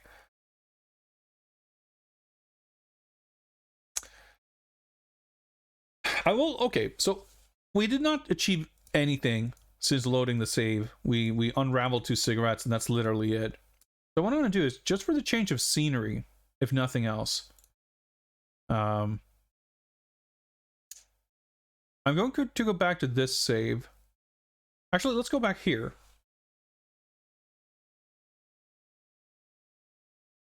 And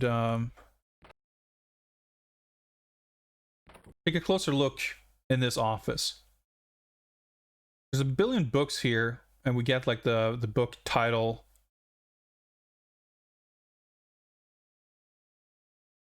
I don't think you can take any books, no need.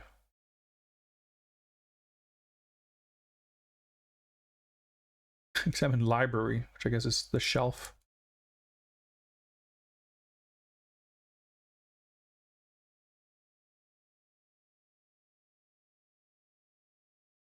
Yeah, so that doesn't seem to be a thing.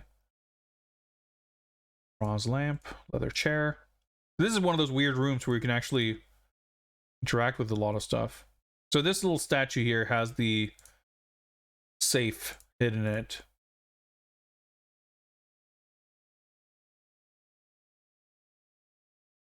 Pencils. No need. No result.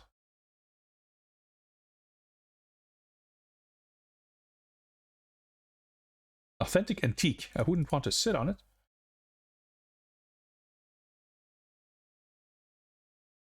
Oh, I can actually walk out here. Okay, that's kind of cool. Not appear to serve a purpose unless there's a hidden scene transition here. That's where you like run off after the dramatic scene with the safe. Kind of weird. You can just walk around behind there.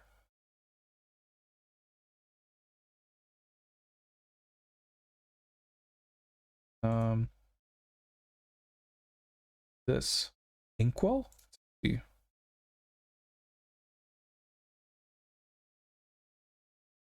The little box is the safe cracker device. Yeah, we don't have a lot of stuff here. Having to replay the entire game every time you're stuck on a puzzle is a great way to extend the playtime. Great is, I would say, up for debate.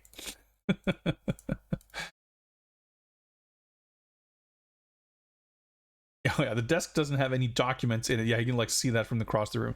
All right, I didn't think that there would be any obvious elastic bands here or anything. But I felt like I saw this like pretty quickly, so I know that I didn't spend a lot of time investigating this room.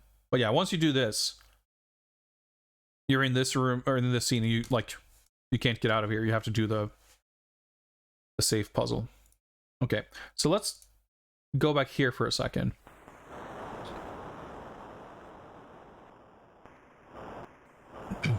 This is after we were locked in the cave and escaped. And swam through the ocean. And yeah, we have our coins, which will allow us to buy the inflatable bracelet. So at this stage in the game, I did not really go away, because I was like, okay, at this point you don't really have any leads. So I'm like, okay, we can try going to the hotel. And I literally kind of stumbled into progress in the hotel. I didn't have any plan. I just kind of, well, let's look through the hotel. Can you not sit down anymore? Guess not. And we went through all the hallway, like all the floors. And when we made it to the very last room on the top floor, I was like, I mean, the doors don't open, but I guess we could try operating a door to open it to see if something happens. And that turns out to be exactly what you do to progress the game. I was like, whoa, okay. So I wasn't stuck on that, even though I very easily could have been for a long time. The game has really good music. Just as with most point-and-click adventures, it's not a constant thing. Yeah, so the first time we were in town, this screen has like nothing in it, and it really does not appear to have much going on now either. Soldier watches you arrive suspiciously. Hey, this isn't the same guy as before. No answer. Oh, okay, sure. No, he's armed. Presumably we can't walk out in the jungle. Whoa. I think he warned me and I accidentally... Yeah, hey, but there's only a jungle out there. I have much more important things to do in town. Right, okay, so... Like I said, these were the screen... Okay, I'm not sure if we checked the bank vault. Because when you go to the hotel... The inflatable bracelet guy is just like sitting there pretty obviously as like... a new thing to interact with. And if there's a way to secretly get an elastic band, seems worried. Huh. It's not like super obvious. Sorry, Senor, but I don't have time to talk. Interesting. That's like a new description, I think.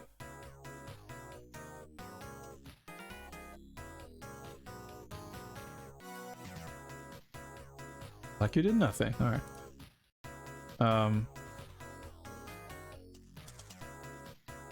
The idea that we need to collect some kind of elastic band here seems, no pun intended, a bit of a stretch. But I wanted to at least check this.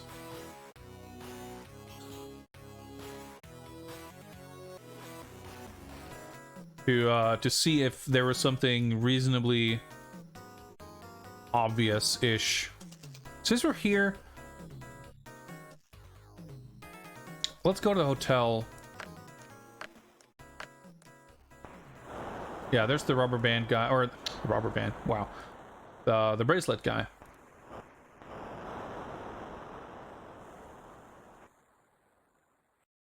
So he's gonna chill his bracelets, going down from 20 to 19 before he even gives me a chance to speak. Well, then I can talk to him again. I don't even know if you need to haggle, but he'll lower to 18 cruceros.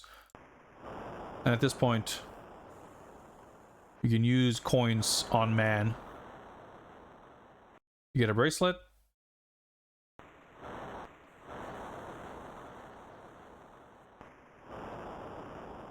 Now we have nothing interesting about this life-saving inflatable bracelet. But at least in the beginning of the game, you just hang out here and grab a cab back to the airport because there's like important stuff there. Okay, I didn't mean to do that.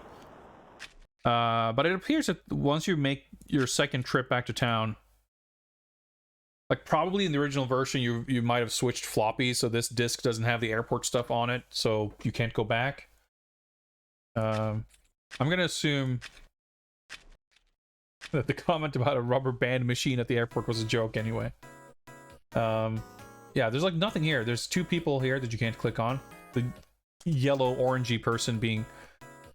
I didn't even see that this was a person with their back turned until I got here again, but... Yeah, so you talk to the guy, the doorman, or the receptionist here, and... Now they're very... Oh, you can't see him now because he's... Yeah, he's got like a giant smile. Because apparently we look like Otto,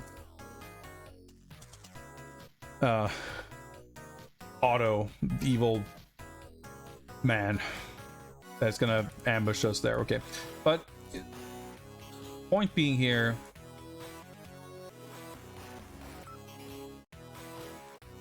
there does not seem to be anything obvious, at least, that we may have missed. So cool. Yeah, we still have to operate. You can't just click it.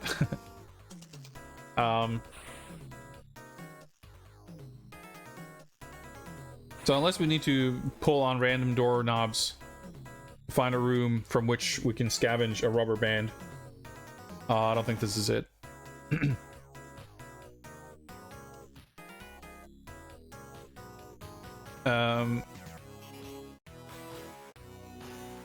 So my two more like immediate thoughts on where I may have missed something. Alas,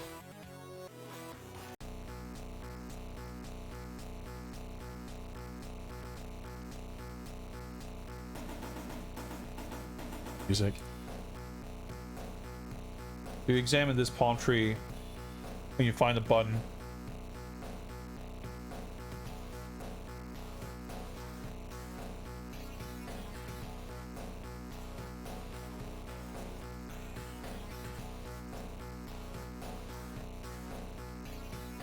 I mean, I don't know if you inadvertently just confirmed that the band is an item that I need.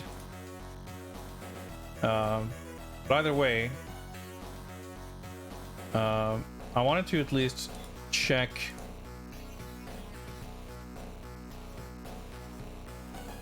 Okay, there is... Okay.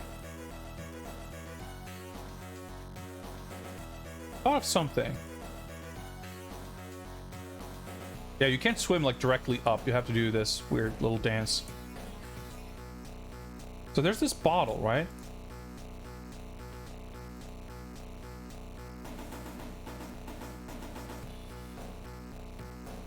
Forget how this works. Like, operate it, I think. You take the message out of the bottle. You read, demoralized programmers await your letters of encouragement. The entire team of Delphine wishes you an enjoyable time with James Bond. Yeah, it doesn't actually give us anything. Yeah, let's leave it for the next player. I was thinking, like, is it like a rolled up paper with a rubber band around it or something?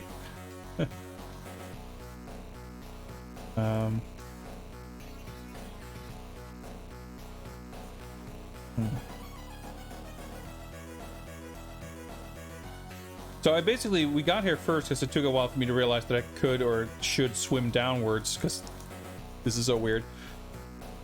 So I basically just assumed that this was a little bit of an Easter egg kind of thing, and yeah, I don't know that I'm coming to a different conclusion at this point.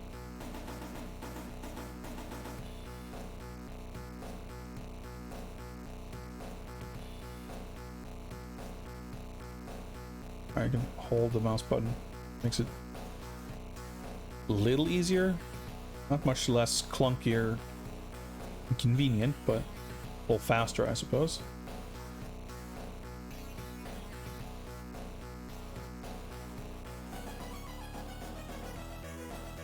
Oh yeah, so the sharks will kill you, by the way. I thought the submarine would be here somewhere, but... Okay, I guess we're at the left corner. Oh! Okay, yeah, I went down. Seaweed.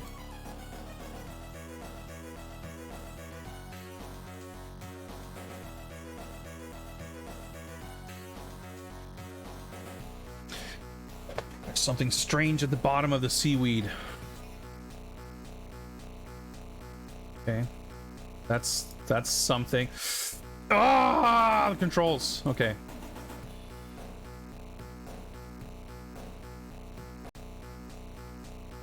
That's the thing. That's not nothing. Because I mostly, like, I didn't bother trying to, like, inspect the background because I assumed that that would not be a thing. Okay. Until we got to that very obviously conspicuous wall.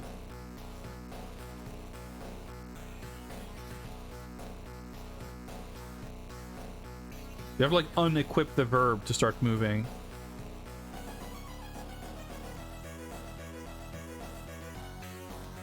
Dude, it's so hard to click the seaweed.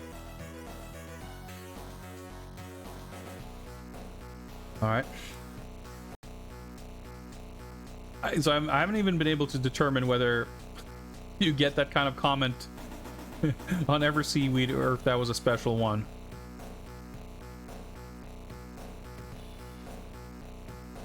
Alright, I'm pretty sure I tried. Yeah. Yeah, this game is peak game design. Seaweed, very tasty. Let's forget about it. No result. Okay.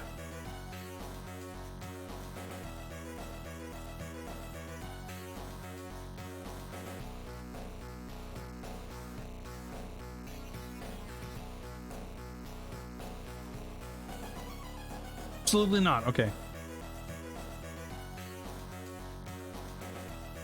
Good if I want it, but I don't.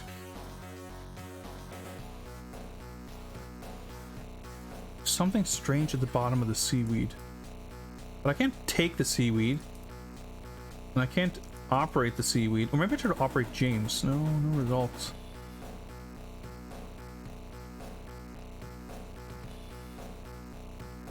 Yeah, so if I have the examine verb, I can swim. But if I hold the mouse button, the game pauses.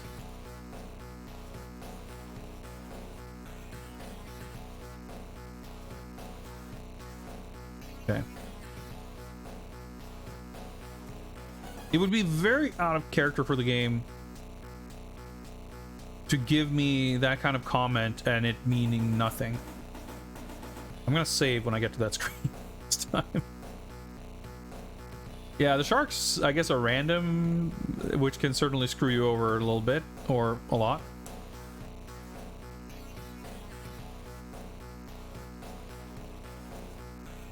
I want to see if...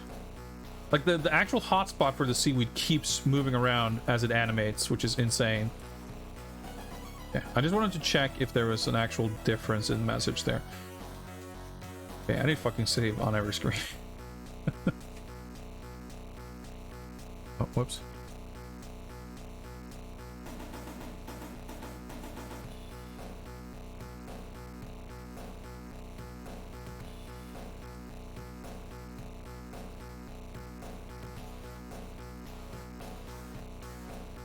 So let's see if we can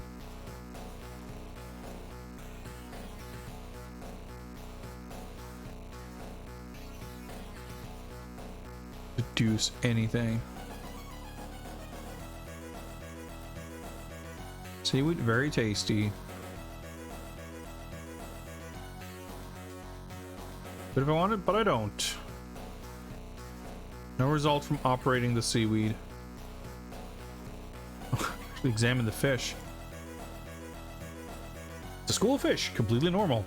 An actual description from clicking an item? Holy shit. Can I take fish? I mean, you can swim into the school of fish without getting harmed, so it would at least be physically possible. Well, there's gonna be a fish on this screen also, so let's...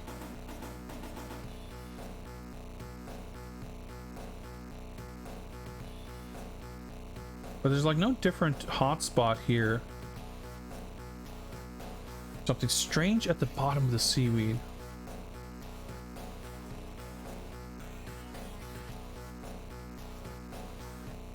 Okay. I'm not sure, because if I click take James,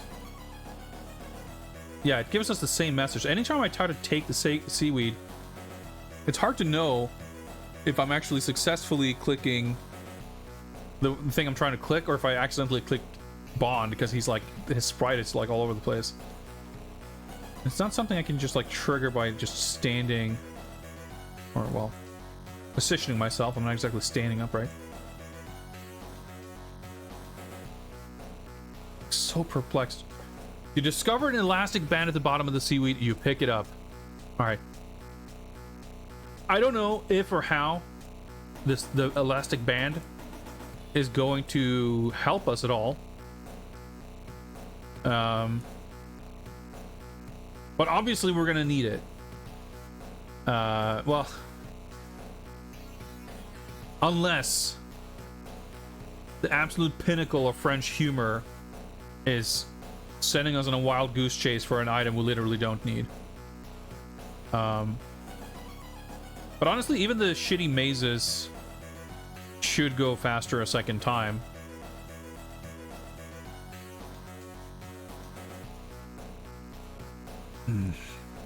Okay, let's...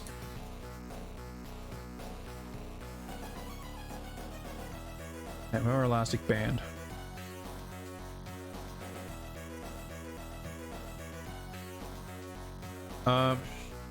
Yeah, somehow I don't feel a sense of elation. You know what? I'm actually...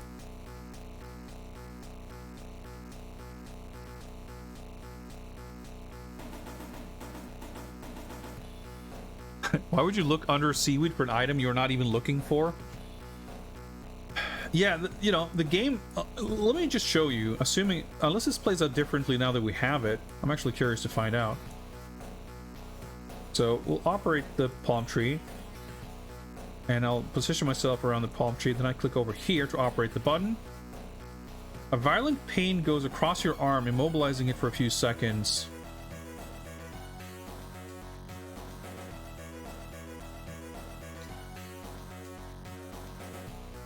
Was I supposed to use it for insulation there or something? The pain goes away, but is the button giving out electricity in the water? Watch out, it could be a shock. So let me go inside here. Oh, it doesn't give you the message.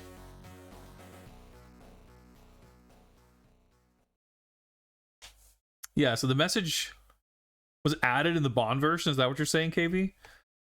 That's funny, but it's like... I mean, it's helpful. The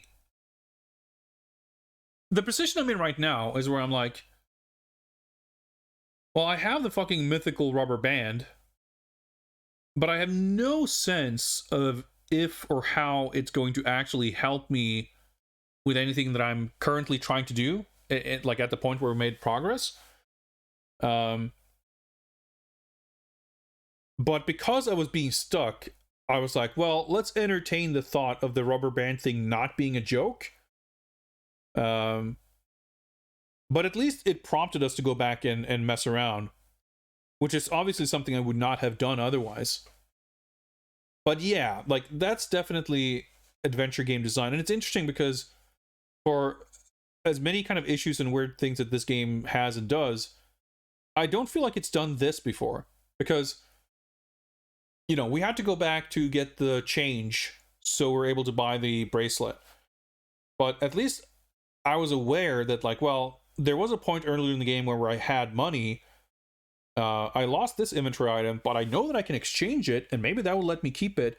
I knew what the problem was, and I could logically intuit that the solution would be money.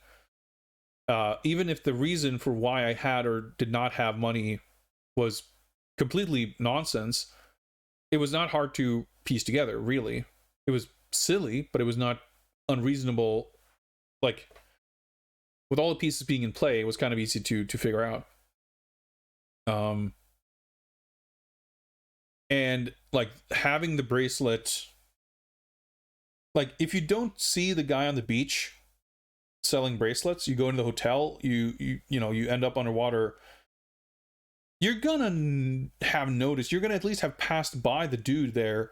If you like restore an earlier save game, you would at least try to talk to the guy. And if you've already seen the death scene of being chucked overboard. A guy selling an inflatable bracelet talking about how swimmers and surfers use it. Put it on and click the button before you go swimming. Like, that's a very obvious hint that it's going to help you with your drowning issues. But at this point, whether or not the rubber band is going to help us with, the fingerprint situation, I'm going to need it at some point. And even if I get to a point where Bond is like, if only I had an elastic band, I would never in a million years have thought to, like, well, I guess that's not even really true. I was going to say I would never in a million years have thought to go back to the swimming section. I mean, I did just now. So I guess maybe I would have. But certainly, even if you try to scour the ocean floor for items,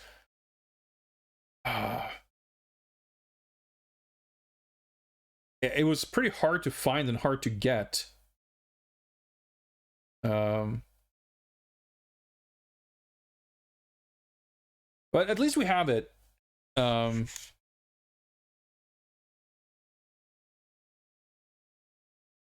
So I'm glad I got that far without help.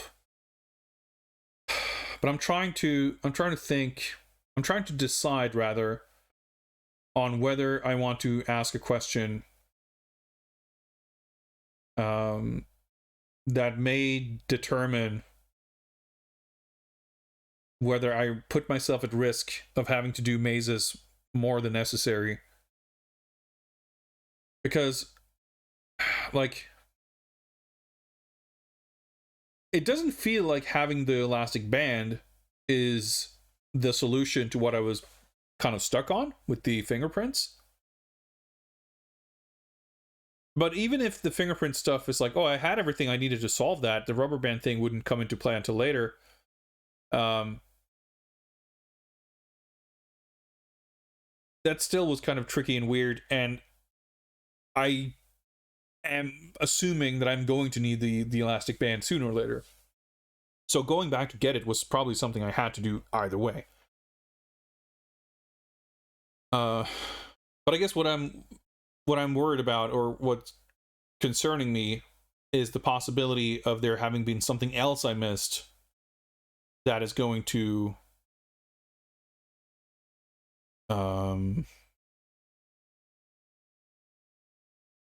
that's going to be necessary. But I'm not asking for a hint right now. I'm just thinking about it. I'm trying to, like, think everything through.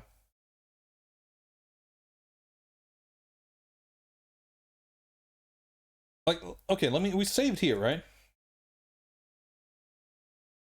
We did not. Okay, let's save.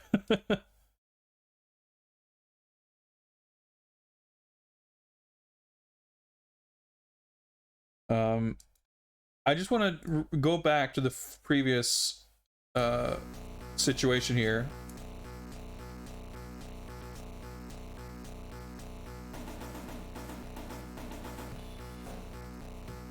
I want to see what this message actually says.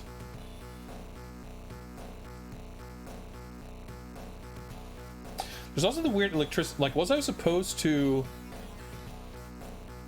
have used the rubber band to insulate myself before I press the button?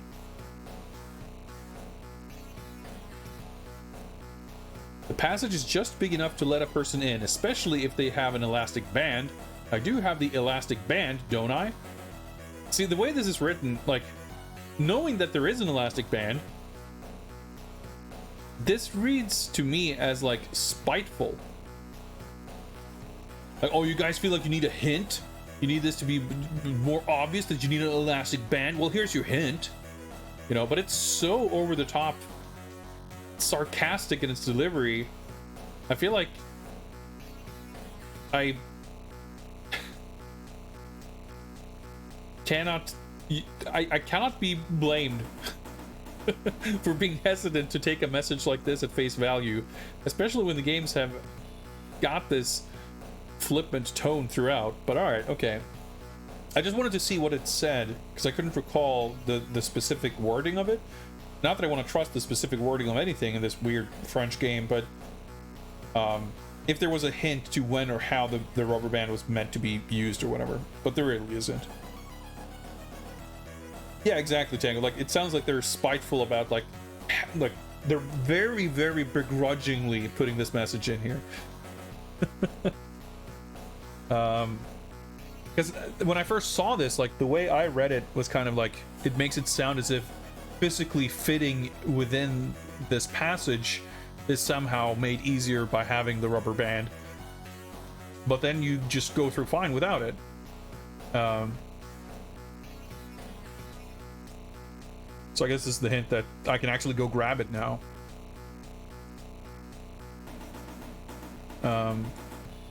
Anyway, I just wanted to see what the message looked like.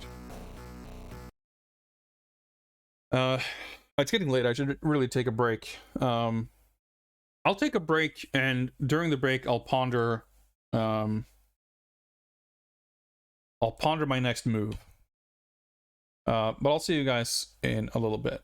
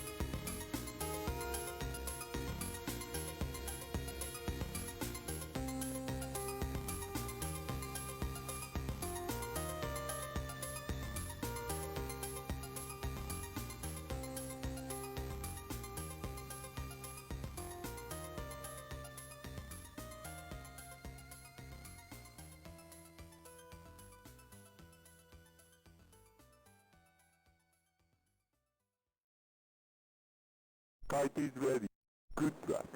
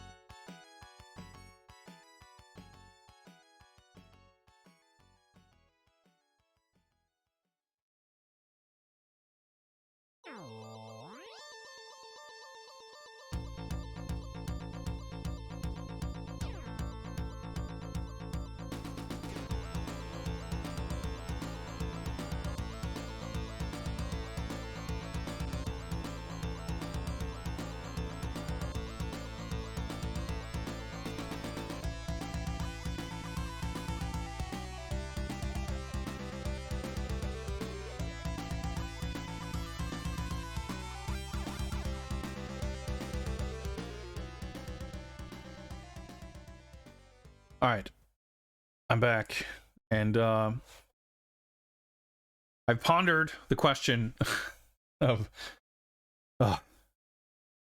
life. I don't know.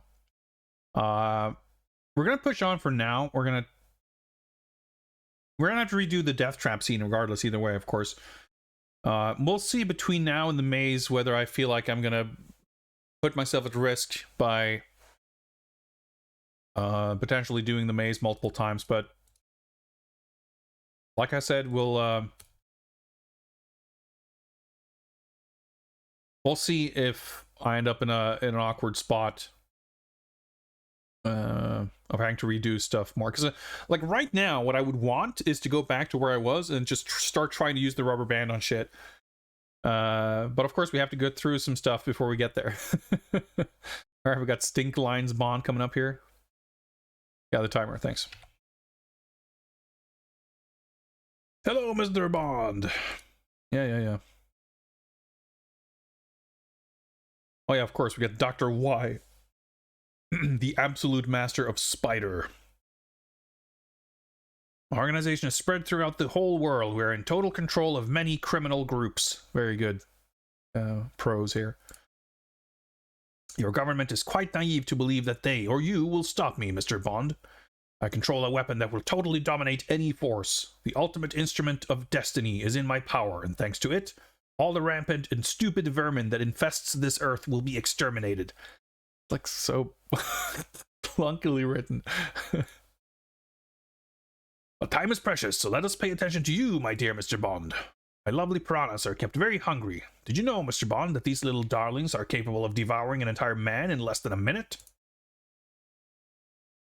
You wouldn't want to make my pretties wait any longer, would you? Well, luckily these guys conveniently leave.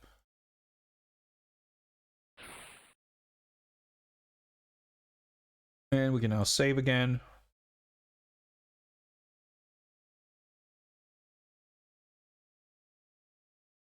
So I'm thinking that, here's my thinking. The developers begrudgingly put in the message alerting players of the elastic band.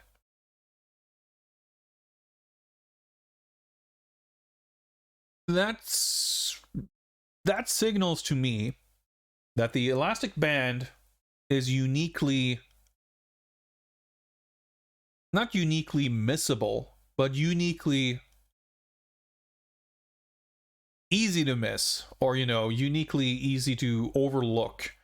You wouldn't be looking for it, you wouldn't necessarily realize that you need it, and if you come to a place where Bond comments on, if only I had a rubber band, the bottom of a seaweed at the bottom of the ocean is not where you would look for it.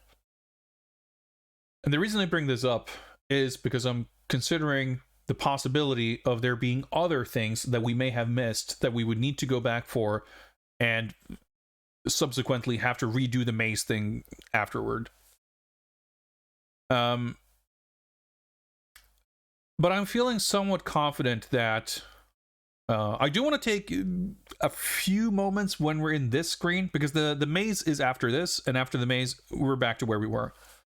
And I'm making a mountain out of a molehill here, really, because just sitting here thinking about it, talking about it, like, that's more time spent than just going through the mazes a third time would probably be. But whether or not the elastic band's going to help us get a fingerprint to the scanner, I'm just now thinking, am I supposed to like unroll a cigarette, put the paper on the glass and stick it to it with the rubber band and then give it the glass to the officer? Maybe that's what I'm supposed to do. I'm just like trying to piece together, how could the elastic band possibly help us solve the fingerprint issue? But like completely, I'm not even talking about the rubber band otherwise, though. I'm just saying, like, could there be something else that we could miss, which would require us to go back and redo the maze? But I'm feeling somewhat confident that there probably is not, or at least we're okay to keep moving forward, because, you know, this screen just has kind of a bunch of stuff on here to sort of overcomplicate the pixel hunt a little bit. We use the pen not on the cage, because that's not gonna do anything, even though it's all metal. We have to find the little pixel for the lock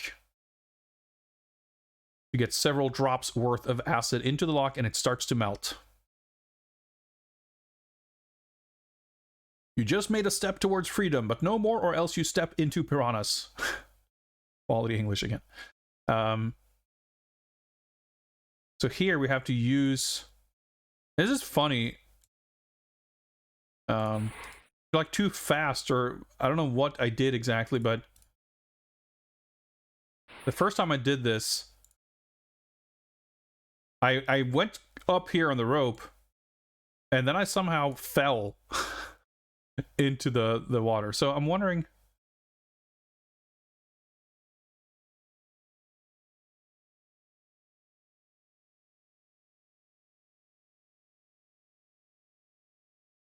like, could something happen here? Because I operate the grill and then I can leave, you know? But I wonder if we stick around a little longer. Is this arm ever going to tire? Like, when this drops down?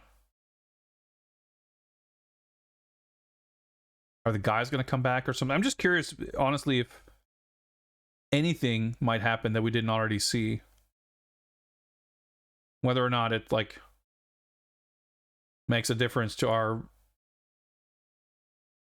That's what happened before, and I was above here and I fell in. So it's kind of cool that you can land on the floor. I'm assuming I'm like locked out of progressing, but maybe this is what I'm supposed to do. Oh, is this... So that's what this door is. Okay, I was just about to say, I wonder if that's the last door. So, you dislike piranhas. Bravo, you've won a free fishing excursion.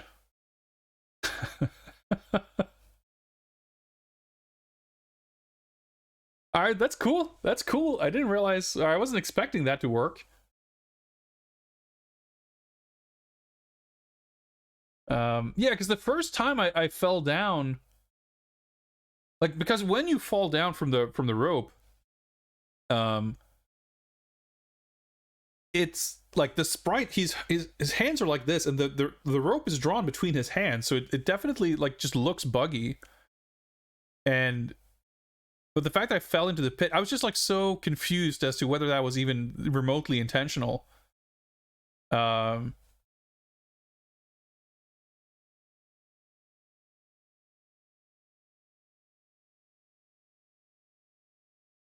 But all right, okay.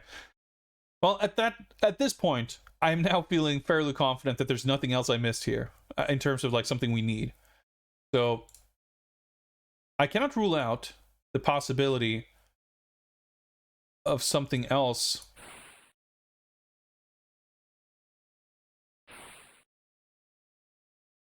I think it was like I tried climbing to the side before I'd ascended to the top, and I fell down or something. But yeah, like if there's something else that we've missed that we're gonna need,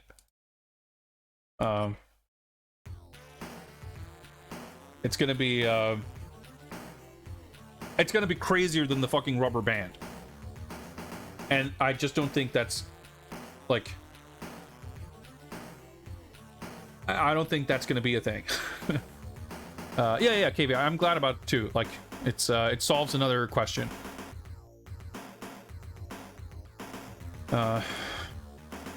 Here we go again. So at least for this section, trapping the rats was like a little bit less of a concern than trapping the guards in the first maze section was.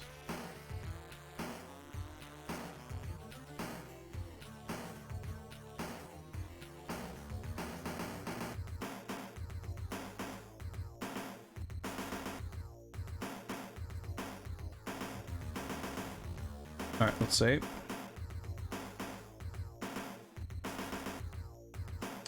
You know what? Let's actually. You never know, like, if you fuck up some weird pathing. So I think we have to go. Yeah, right. Yeah, that's right. I remember now. Okay. All right.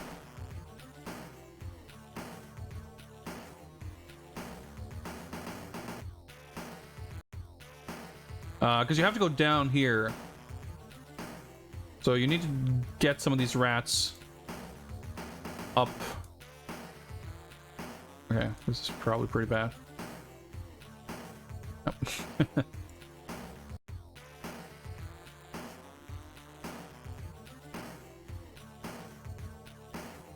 Like me to do that.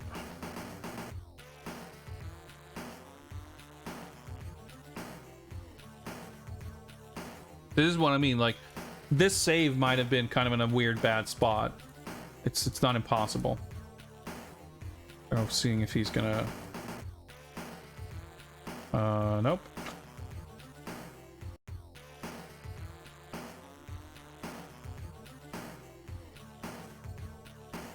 Controlling this is hella awkward, by the way.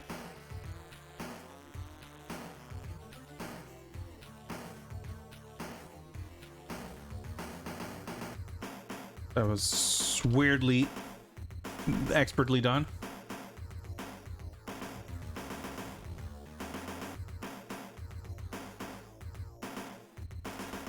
They removed a maze that took you 45 minutes. Cool, cool. Good game.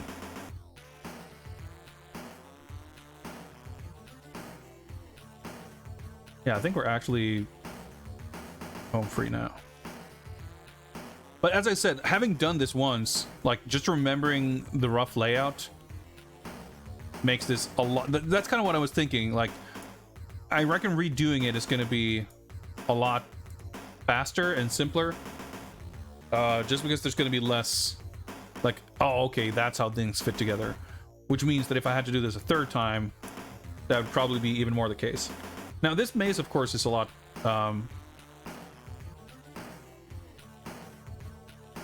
lot bigger.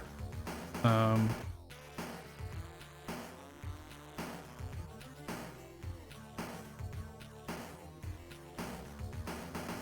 think I go through here, maybe?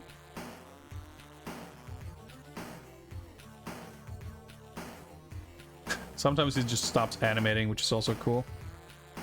Yep, okay.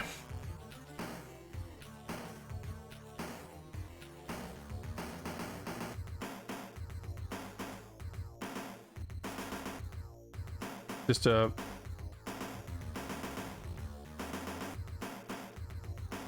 somewhat amusing but mostly insane thought that, like,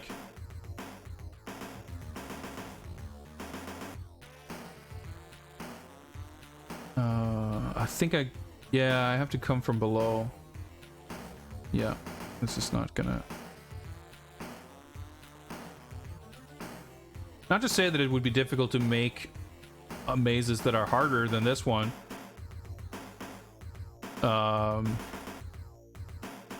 You know, making a hard game is easy. But again, from more of a design point of view, the idea that you would need or want to do so is a little preposterous. All right, let's just restore. I think this is still right. The rats generally do seem less concerned with following you than the guards in the earlier mazes that I mentioned before.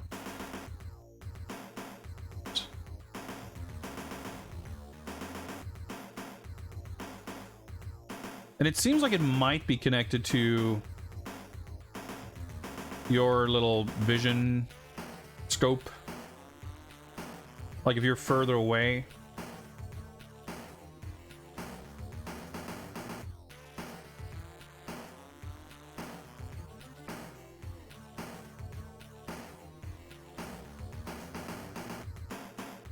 Collision is a little mysterious.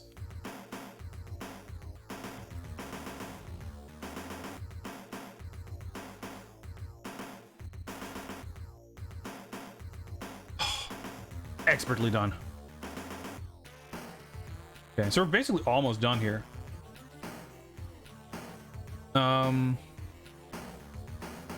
Think I kind of need to come back the way I went, or do I go this way?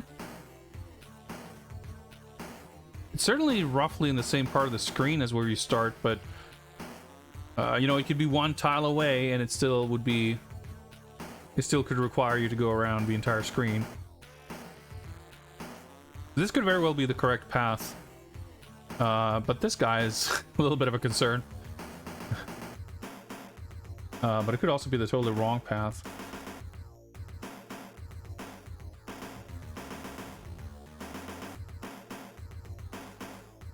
If I can spell, might help. I mean, it doesn't make a difference, of course, but...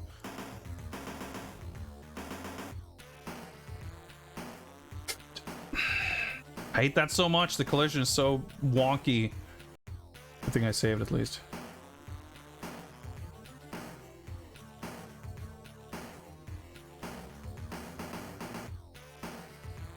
Shit. But I can definitely get through here.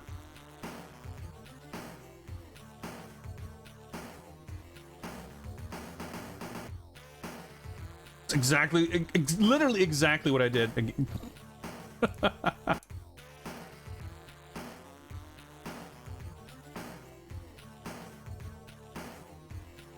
Alright, this is like the opposite of what I wanted. Okay, that works.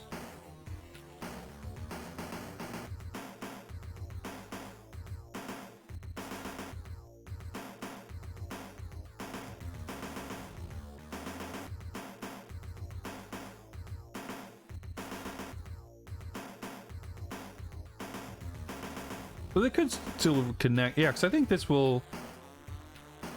I think it actually does all connect.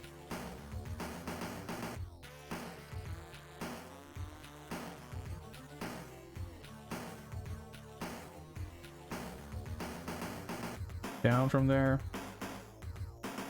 There's only so many ways this could connect or not connect. Oh! Okay. So I have to go figure out this room too. Because this was like kind of weird.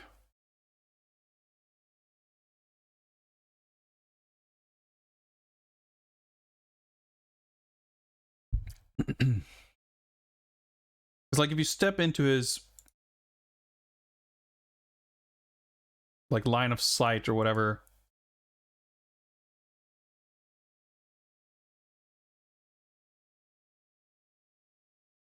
Yeah, okay. Free fishing, fine. The one time I did it, I was like, what the hell? How did I even do that? Because he pointed at me and he like...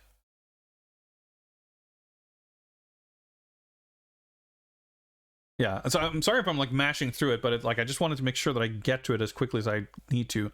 He starts pointing and shouting. And then I can go over to the soldier and punch him in the nose. Is this reasonable? I mean, we'll do what the situation demands.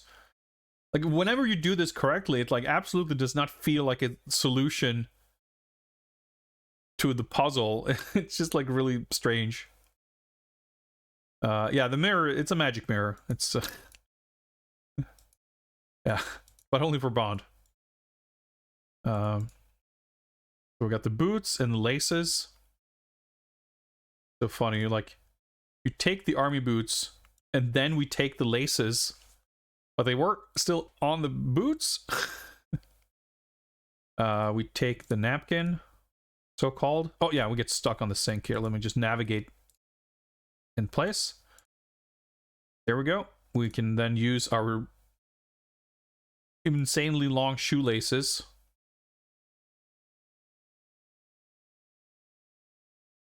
to tie him up like a pig in a blanket. He won't bother you now. Yeah, because otherwise, if you step out of the room, he shouts for guards. We also need to make sure he can't shout. Now he's as quiet as a mouse. So now that we have the boots, we can take the clothes. Take the uniform. One moment, please. It changed. And there we are. Okay. Okay, so what else do we need to catch up? We need to go to the storage room to get the stamp. We need to find more shoelaces somewhere, right? Because someone yells at us for our uniform not being up to code if we don't have shoelaces. I forget where that happens exactly.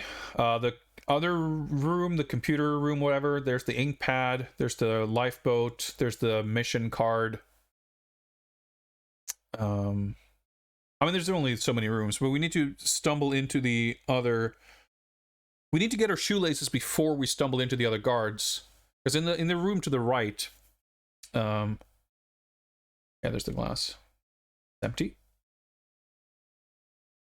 We can fill the glass here, but if we fill it with disgusting tap water, subterranean tap water, which I guess would probably be cleaner, the officer is going to be disgusted and kill us for giving him bad water. So we need to get the water fountain water.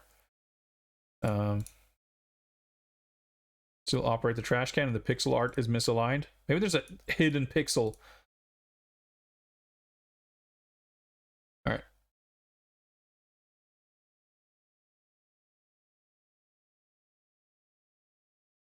Oh yeah, I never opened my cigarette case. We still have all the cigarettes, but we can keep it closed. So if I walk to the right, I think I'll be killed, as I'll see my boots. So I assume, yeah, we don't need to worry about this door anymore.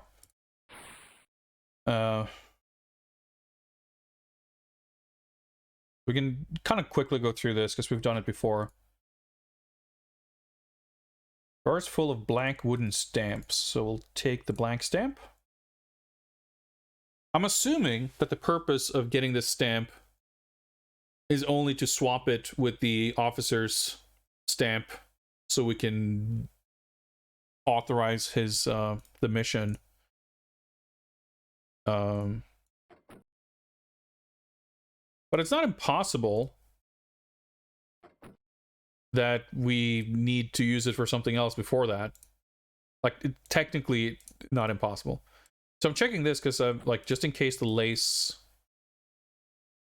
is in here. Oh, there we go. Drawers full of laces. Take a pair of them. Use laces on James. Good idea. You laser boots. There we go. We are now impervious to dress code checkups. So we can go to this room.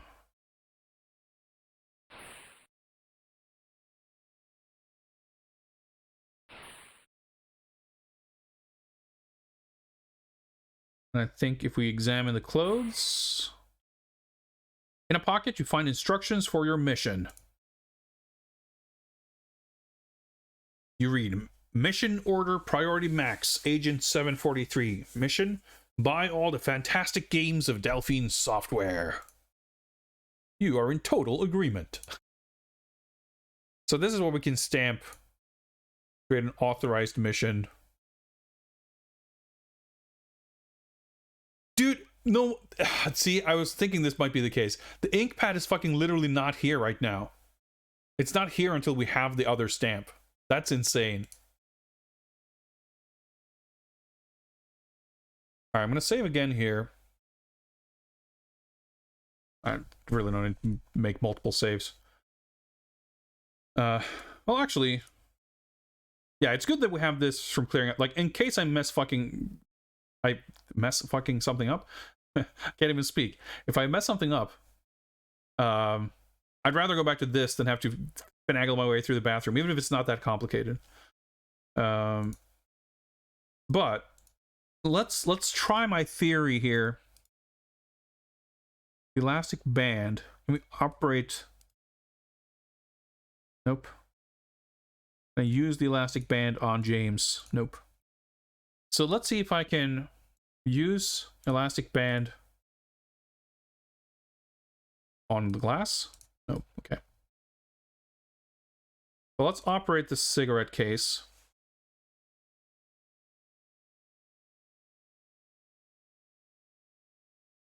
The blue ring, cigarette, gold ring, and red ring. Okay.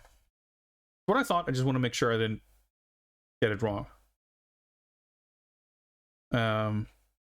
Let's see if we can operate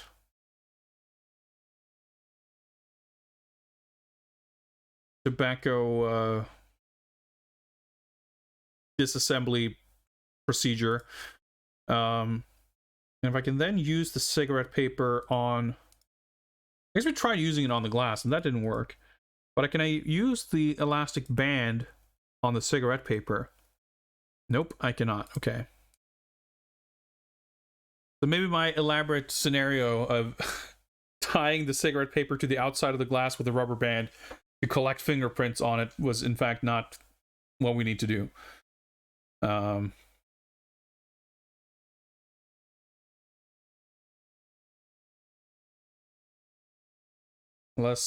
if I if I fill the glass up?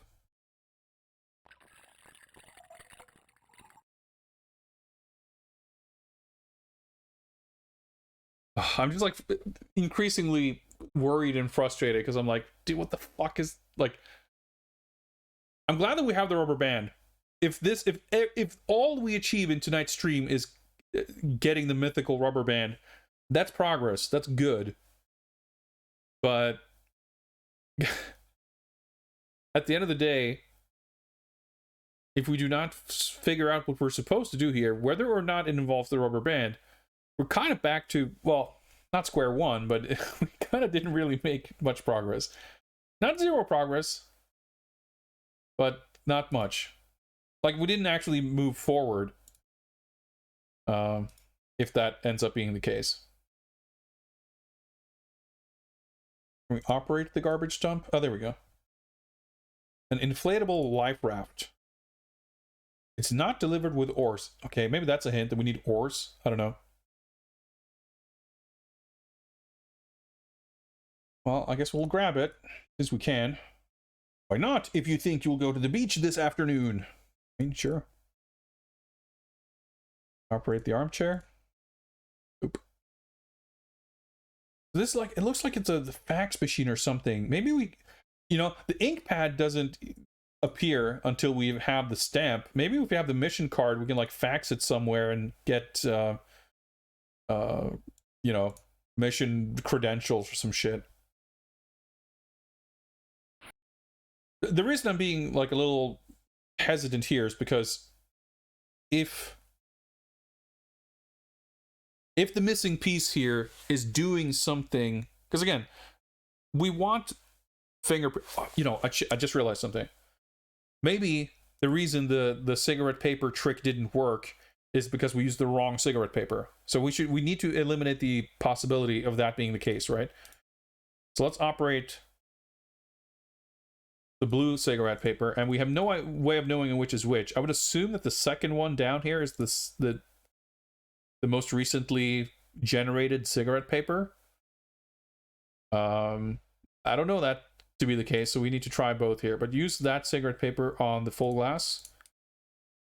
Use that cigarette paper, whoops, on the elastic band.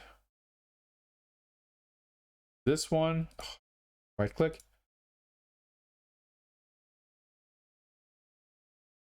Okay, that doesn't seem to work. But now, of course, I have a couple of disassembled cigarettes, so that might soft lock me.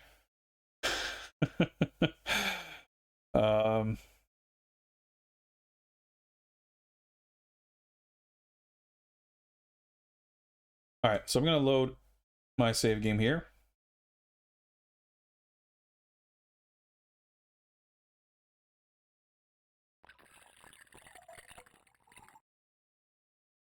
And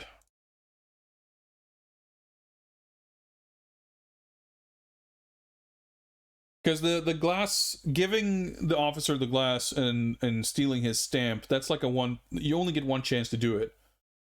And I need to do that in order to stamp the mission to authorize it in case I need, like, if, yeah, it's so annoying because I want to try certain things with the authorized mission, but I also want to try certain things with the cigarette papers. And both of these things are like irreversible things that may or may not be like soft locking you if you do it the wrong way or in the wrong order.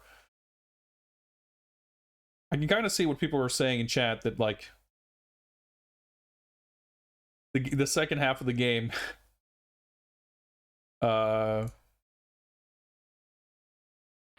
gets increasingly, I don't know, esoteric, temperamental, and just all kinds of fucked up.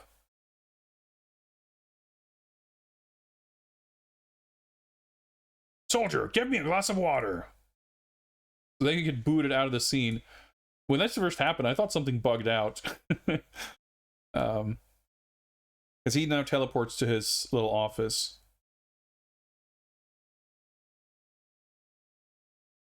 So we'll do this, and we'll at least have a save file where we have the stamp.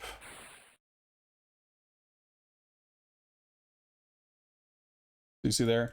Oh, that's right. I need to give myself a little time here. So if I use... double checking if something is different now. The mythical rubber band. It needs to be used for something.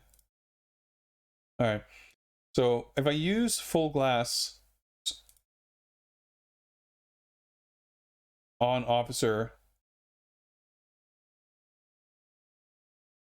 get rid of this. So yeah, to swap the stamps, by the way, you don't use your stamp with his stamp.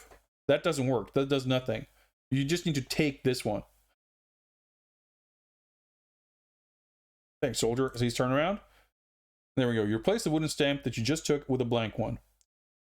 The elastic band, Father Axekeeper, was at the bottom. It was on a very specific pixel at the bottom of a specific piece of seaweed on the ocean floor. Very, very intuitively. But we got there. I found it without any hints. He drinks his water. You can leave. And now we have the stamp. Nothing to say about it. So to use it, I have to go find the ink pad. Oh yeah, massive slowdown on this screen for some reason. Yeah, we had to do the rat mazes again, but that was it was not bad at all, really. Like if I had to do it a third time now, I'll save it for the next stream. But it's really not the end of the world. So now there's an ink pad here. There was not an ink pad here before. Ooh, I didn't see this.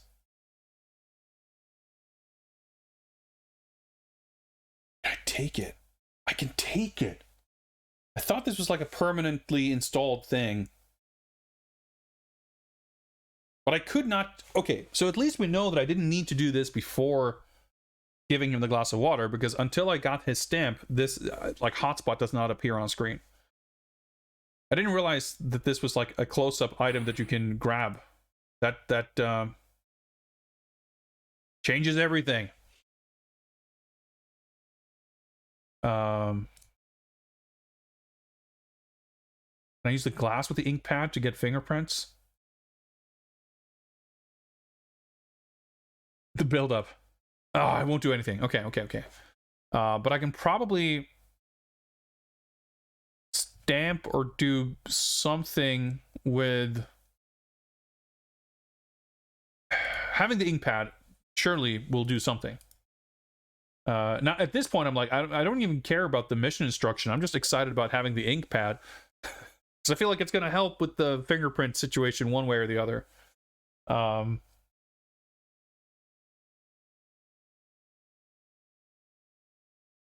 right, let's. We got an ink pad. Okay. So we can. I mean, we can try using the stamp with the ink pad. Ink the stamp. We have the inked stamp, and the items like move around in the inventory. It's a little weird. So we got the inked stamp, and we can use it on mission instruction. Now all of a sudden we're just continuing to use everything on like inventory items on each other, which hasn't been a thing outside of this part of the game.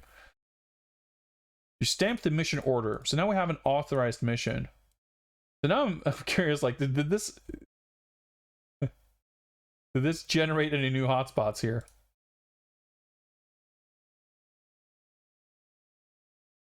Like you did nothing.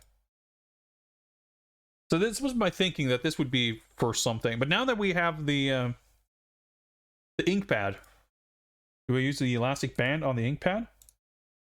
I won't do anything.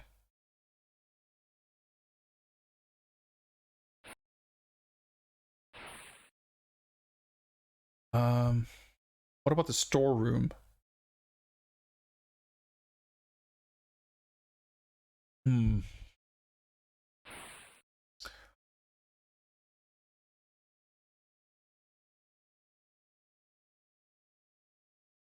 Oh, we can just, I don't need to save again now. So let's, okay. Operate the cigarette case. So now I'm like, okay. So maybe I take a normal cigarette, I unwrap, like I unroll the cigarette, take the cigarette paper, I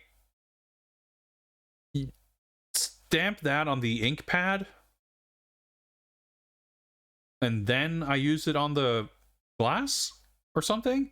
Let's say through some combination of items, I end up with a cigarette paper or something that has a fingerprint on it. And then I probably use a second cigarette, the correct cigarette on that to like get the fingerprint. Something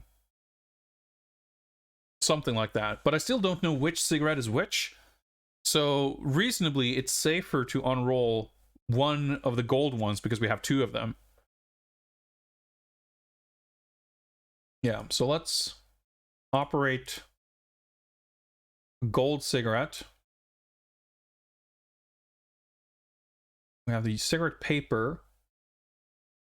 Cannot use that on the ink pad. Can I use the inked stamp? Nope. Can I use the elastic band? I guess I can, because I tried that before. That didn't work either. Ink pad on the elastic band. Use the ink pad on the cigarette case. The elastic band. Cigarette case, nope. Alright, well, let's try to go to the fingerprint scanner and see if we can do something with that, maybe. I don't feel like I'm any closer to a solution per se, but we have more variables to play with, so that's progress.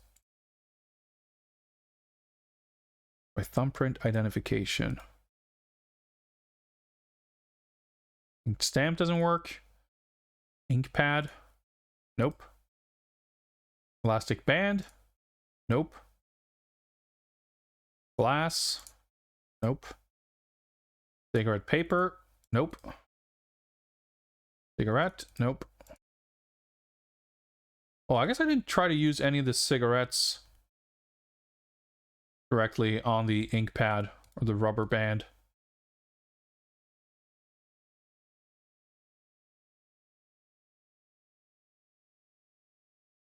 It's like I did nothing. Nope. What about the authorized mission?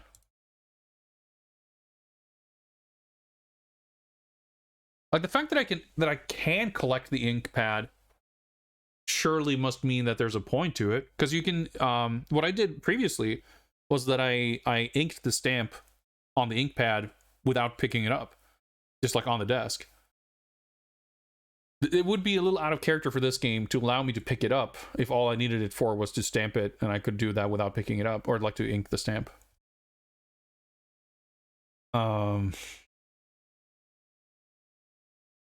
Boy. Maybe I unraveled the wrong cigarette?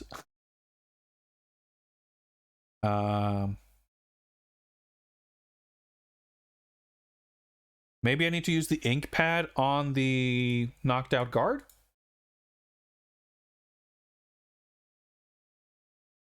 That doesn't seem crazy, right? I mean, no more so than anything else we've tried, at least, right? It takes like at least 3 tries to get through anything here. Nope. Oh, can I use it on James, actually? No. Nope. Can I use the cigarette on James? Nope. What about the cigarette paper? I just kind of forgot that that's a thing, so just try to use everything on James. Nope. What about the explosive one? Nope, nothing's happening. Because at this point also the glass... Yeah, you cannot fill the glass with any kind of water at this point. The trash. Do we dump the inked stamp? Do we get rid of the evidence? I think I tried that before. The ink pad. I just used ink pad on ink pad. That didn't work. Like, we technically have 2 new items from the last time we were stuck here. I give him the ink pad. Does he want it? Desk is like not a thing. Phone is not a thing.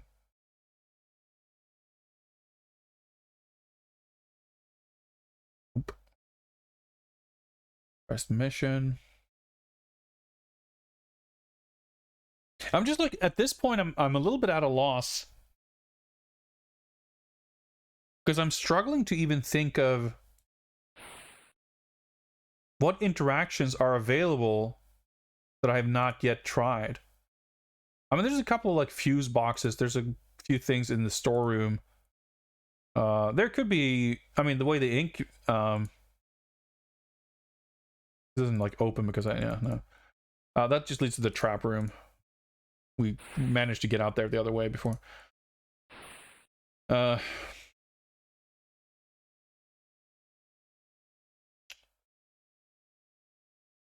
See, like, we haven't used the ink pad on everything, but that's about like all I can think of. Unless again, new mystery hotspots have appeared. Or can you take fingerprints off flour? And operating the freezer would be a waste of time. Sure, fair enough, fair enough.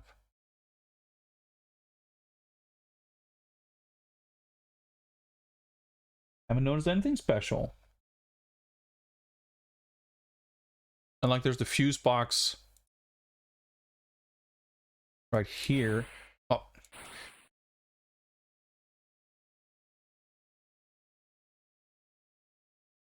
The lights here aren't a thing. Like, is this a fuse box? I don't know that I can trust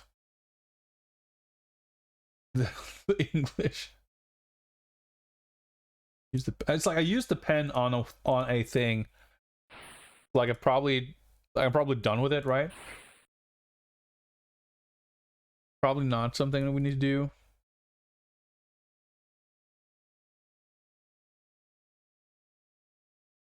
So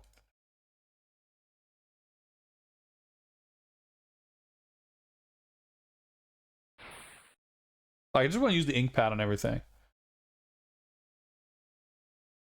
I'm pretty sure I tried using the elastic band on like pretty much everything in my inventory.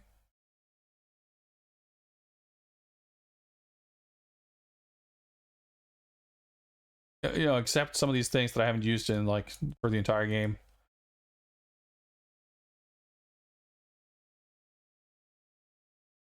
There's no like voice recognition thing. It's not like I need to try to record something. Because the thing is, again, I'm realizing now, thinking about it, the gadgets being so unexplained in the game for a long time led me to believe that, like, all right, I use the Razer to listen to a recording.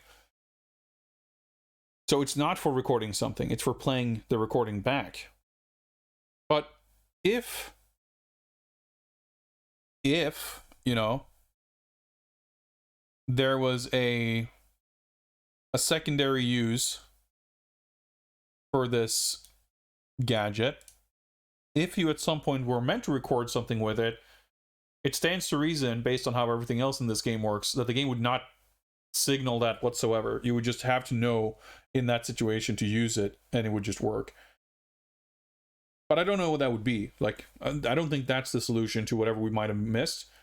It just strikes me as somewhat conspicuous that the Razer is like pretty much the one thing, well, alongside the pen, the watch, and the Carnation, like those are the things that have stuck with us in the inventory throughout the game. Like a lot of other inventory items have just disappeared at certain progression sort of threshold. But you know, it's not the only item. I'm less, you know, suspicious of the Carnation, for example. I don't know. That's like where all the stamps on the floor come. Yeah, like stamping everything. I'm just like rubbing ink on everything. Bond's like, yeah, nothing happened. I rubbed ink all over it, and then nothing happened. Wait, you can use. Oh. I don't think this is like a thing that means that we missed something important. I just realized a type of interaction, which I'm sure I noticed when I first started playing, and I just haven't like done it since then. But if you pick the use command and you just click outside the inventory, because the command is meant literally for using inventory items. But if you like click, because I left click here. All right, let me get this straight. So if I left click examine, for example, I just examine whatever in the room. Right click to bring this up, left click, examine, whatever. But if I right click examine, it opens up the inventory list and I can examine things in my inventory. But if I left click again, I like keep the verb, but I'm out here. But if I left click use, it actually already opens the inventory because it's the command for using an inventory item on something else. But now if I click outside, I keep the use verb, so I can like use fountain on door. But I don't know that would ever work.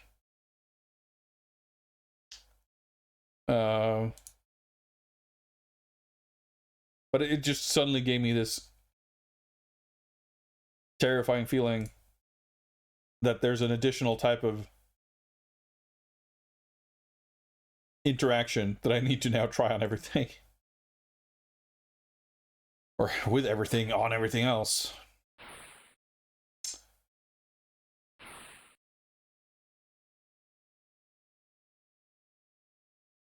So at this point, we also have... Okay, right. So I still have the blue cigarette. So I could try unraveling the blue cigarette and using that cigarette paper on the ink pad and everything else. Because what if that's how I need to prepare the fingerprint scanning cigarette paper? If the gold paper is just a regular cigarette paper, Bond might, with zero, feedback or explanation, and then if I pick the right paper, it just works. Wouldn't be the first time. So I'll try that with no expectation. Wait, security door. I just saw a word pop up and I didn't recognize it. All right. Fingerprint ID. Use the ink pad on the door. No. All right, so let's operate. Right click. The blue cigarette. It's going to now give us another cigarette paper, but the game will not tell us which is which. So I will assume that this one is the one that's new, but we're going to have to try with both anyway. Ink stamp is probably not what I needed. Rather, the ink pad. Like I did nothing.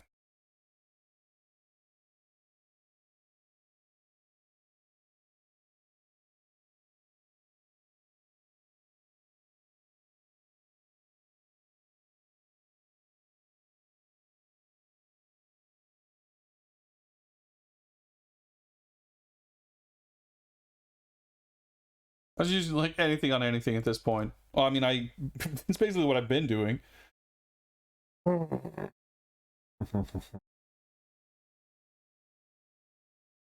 It's funny because, like, when I found the lifeboat, for example, I had felt to that point that I, like, surely I hadn't missed anything. I think I'd been pretty thorough combing every room through. But, not enough to get the lifeboat. Now we've got the ink pad, we've got the elastic band. And that feeling of, like, surely I've combed everything through very carefully. Like, you just get more and more confident in that anytime you do find something new. The mythical rubber band. Yeah, unfortunately, we don't have a visual representation of it. I mean, not that I couldn't draw one, but still.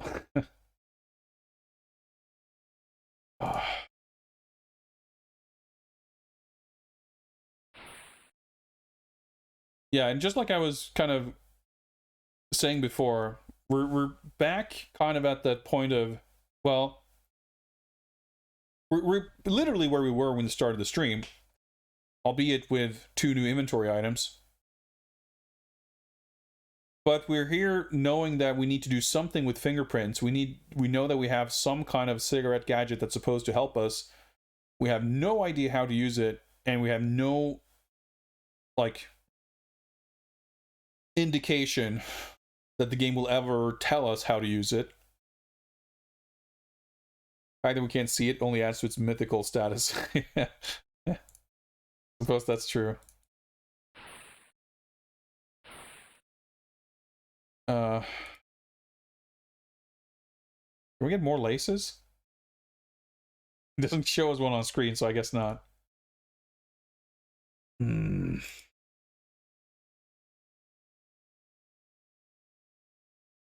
Operate. I mean, that was the pickaxe solution, right? Operating a thing that we logically seemed like we were supposed to use on something else.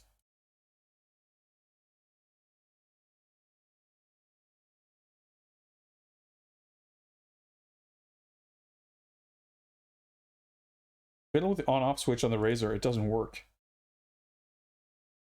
Maybe we soft lock because we are now unable to record something. I don't know.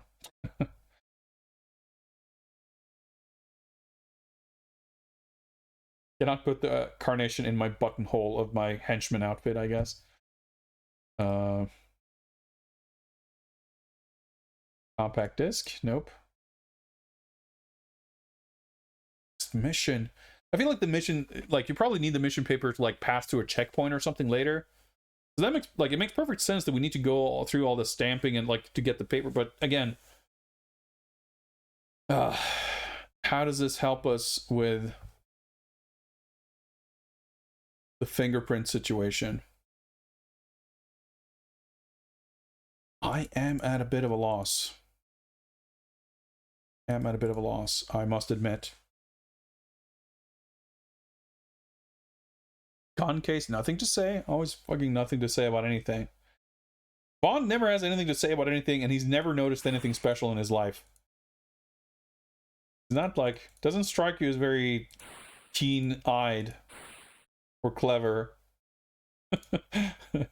There's no thoughts or opinions on anything.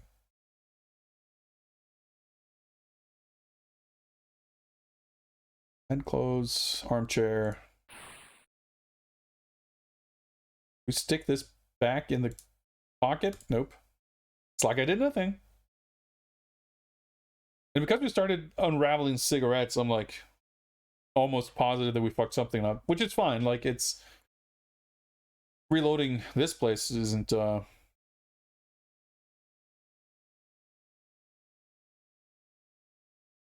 is gonna make a difference either way.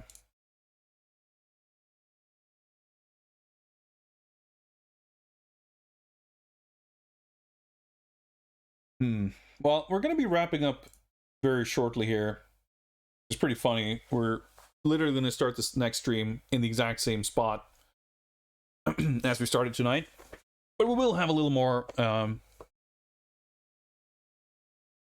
data, a few more inventory items. Will we have any more confidence in our ability to proceed? Not sure. Wait, do I? Okay, yeah, I was gonna say, what happened to the life raft? I didn't grab that yet in this, because I loaded after doing it. Okay, so what about now we have one more item to try on everything. Can we operate the lifeboat? No, it isn't the right time to go to the beach. What's up, Atomic Runner? Yes, we've been stealthing our way through not much progress for the last several hours. Oh, we had to backtrack to get a elusive mythical rubber band, which we now have. We just had to search the ocean floor for a bit and redo some mazes and whatnot.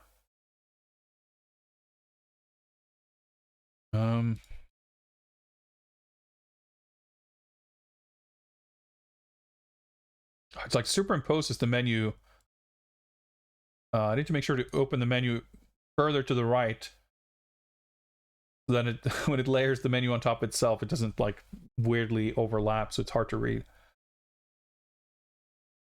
All right, can we use the elastic band?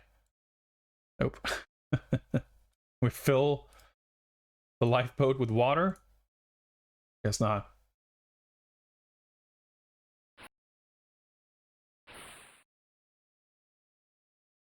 Well, again, I don't want to save now because we've unwrapped a couple of cigarettes that we might need.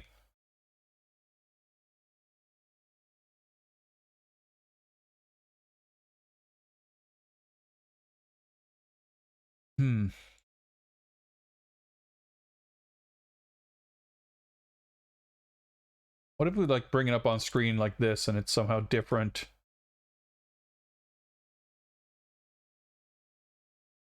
Depending on where or when you click.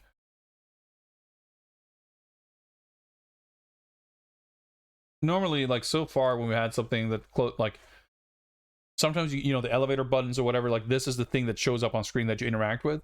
But sometimes like with the ink pad, you could like just verb it in the room or in the close-up. But what if somehow this is different? Oops.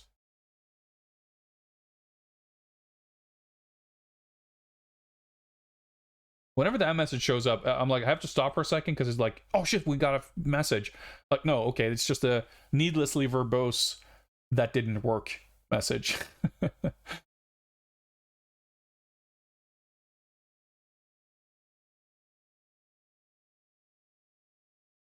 Making shit up now. All right.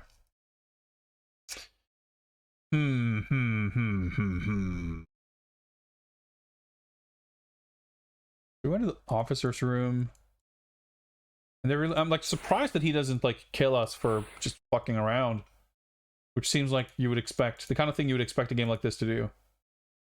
Yeah, okay, I can't walk further because if you give him tap water, he kills you. So you would think just like stomping around in his office would be enough for him to get pissed off, but nope, just pretty much nothing happening here.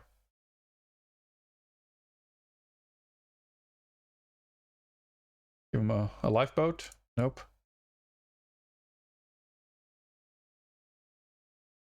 And again, because the ink pad does not appear as a hotspot that you can interact with until after you get his stamp, there's no way that I'm supposed to do something with the ink pad when I make the swap or when I give him the glass of water or anything like that.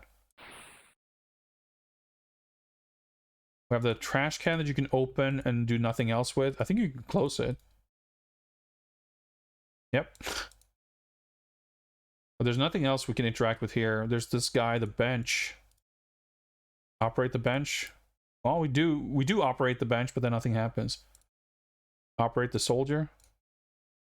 Oh yeah, that's the command for like punching him. So this game has a weird quirk where like if a command on an object does something, if you try it again after having done it, there's like that's what happens. Literally nothing. Not even a message saying nothing. You get nothing saying nothing.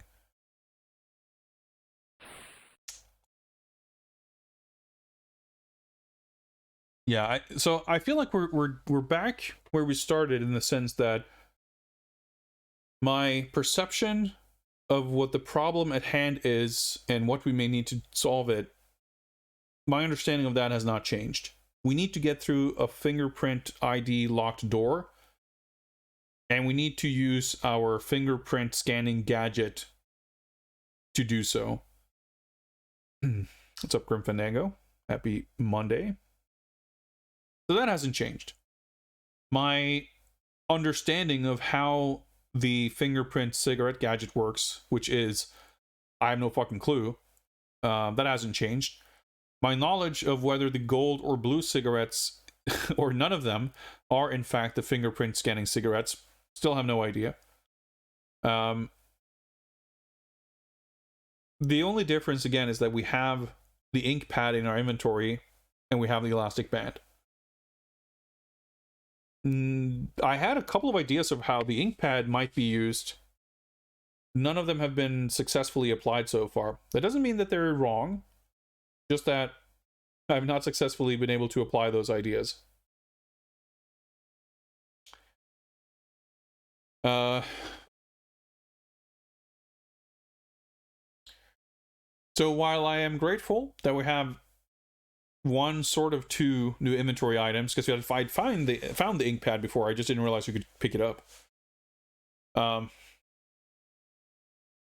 don't feel like I'm any closer to actually solving the puzzle of getting out of this hallway.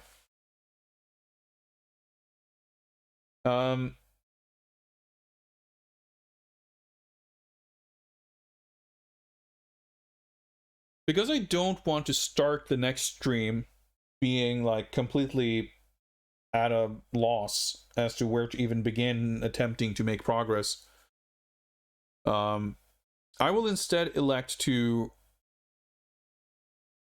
wrap things up tonight by asking a question. For those of you who are capable of answering this, and don't give me any needless details, a yes or no answer is plenty. Like, am I currently, not counting the cigarette I've unrolled or whatever, but like, if I load the save game, my most recent, Jesus, I can't even do this properly. Like, if we go back to this, or even here, before we give him the glass, whatever, one, like, post-maze, do I have everything I need? Or, like, am I soft locked in the sense that I need to backtrack to collect another item or do something that I didn't do?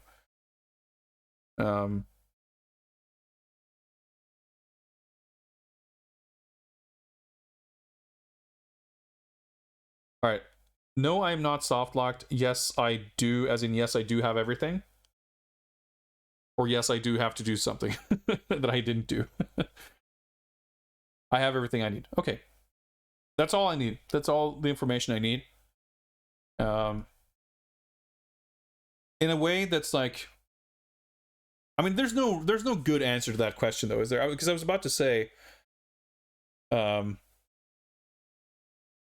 that's not the answer you want to hear, because that means that, like, because there's always a little bit of a relief in learning that the thing you're banging your head against the wall is like, oh no, the reason you're not making progress is because it is literally impossible under current circumstances. But learning that it is not impossible under current circumstances kind of doesn't feel great either, because then you're like, well, okay, what? Then I am missing something. But at the same time, it also means that up until this point, I've not made mistakes, or, you know, I have managed to correctly achieve everything I needed to achieve. So it's ultimately a good thing, especially if it means not having to redo the mazes. Although honestly, redoing those mazes seems like less and less of a hurdle for each passing minute, because just like standing around in this hallway is somehow less stimulating. But we'll attack this hallway and this fingerprint ID scanner and this mystery, mythical, legendary elastic band with a newfound sense of purpose on Wednesday's stream. We'll pause the timer there. I was hoping, you know, it's funny. It worked out fine tonight, honestly, because we made what I assume is crucial progress. But you know, being able to start, it's always rough to like end a stream on a game like this feeling stuck, because you don't want to start the next stream feeling stuck, not really knowing where to begin. And I was basically so tired of doing this section and not getting anywhere, that I entertained the thought of, well, maybe I did miss a rubber band. The game was weird about it, but maybe that's a thing I'm supposed to do. So without really any prompting or guidance, I just went back to the places in the game, the previous save files I had, where conceivably there could be an item I had missed. And in the last one of those I checked, lo and behold, I somehow managed to find the rubber band. But that was like a sweet relief of having alternatives for like what to explore. Now that I know that I have everything I need, there's nothing for me to backtrack to, I'm like locked in. I'm locked in to continue banging my head against this wall that I've been banging my head against for literal hours. And the longer I spend, the more hopeless it feels. Hopeless is maybe a bit harsh, but you know what I mean? Like, you are gradually exhausting options, right? So it feels the possibility space. I don't know. Maybe that's a pessimistic way of looking at it, because of course, you know, on the flip side, by process of elimination, the things that I have not tried will be fewer and fewer. But I guess it's more that if I've yet to be able to think of them at this point, it's hard to feel confident that you will intuit what they are. But you know what? That's a worry for another day. Today we will celebrate the gathering of the mythical elastic band. We will relish the excitement of seeing the pixel art close-up of the ink pad and being able to have collected it, even though we can not really do much of anything with it so far, of the things I've tried anyway. So thank you guys for hanging out. Thank you for thank you for bearing with me. Thank you for following, for subbing, for redeeming nonsense channel point things, and for just giving me the excuse to do big, stupid, elaborate stream projects like this. As much as I may be pained and frustrated playing this game, I am having a good time. I certainly would not force my way through this if I was playing this on my own. The authentic 1990 experience right here. Pretty much, right? That's true. That's true.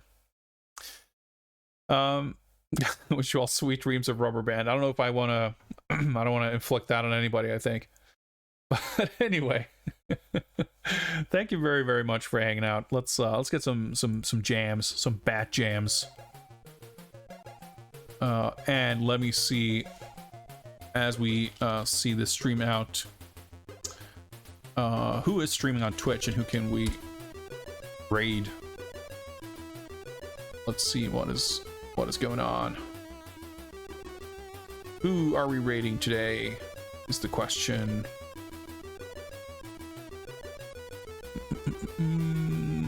What is going on?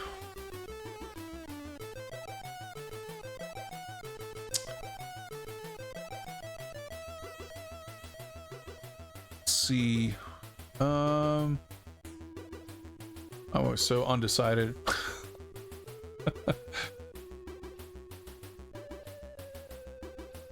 Let's see. You know what? Let's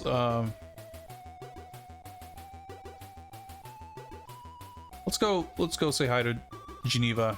I feel like I raid her often, but her stream is sweet, so always a good time there. Why not? It's doing Science Week. It's pretty sick. Let's go check in what kind of science we can learn. We're always about science and learning on this channel. Let's go say hi to Geneva and learn some science. Thank you very much again for hanging out. I'll see you guys around. Bye.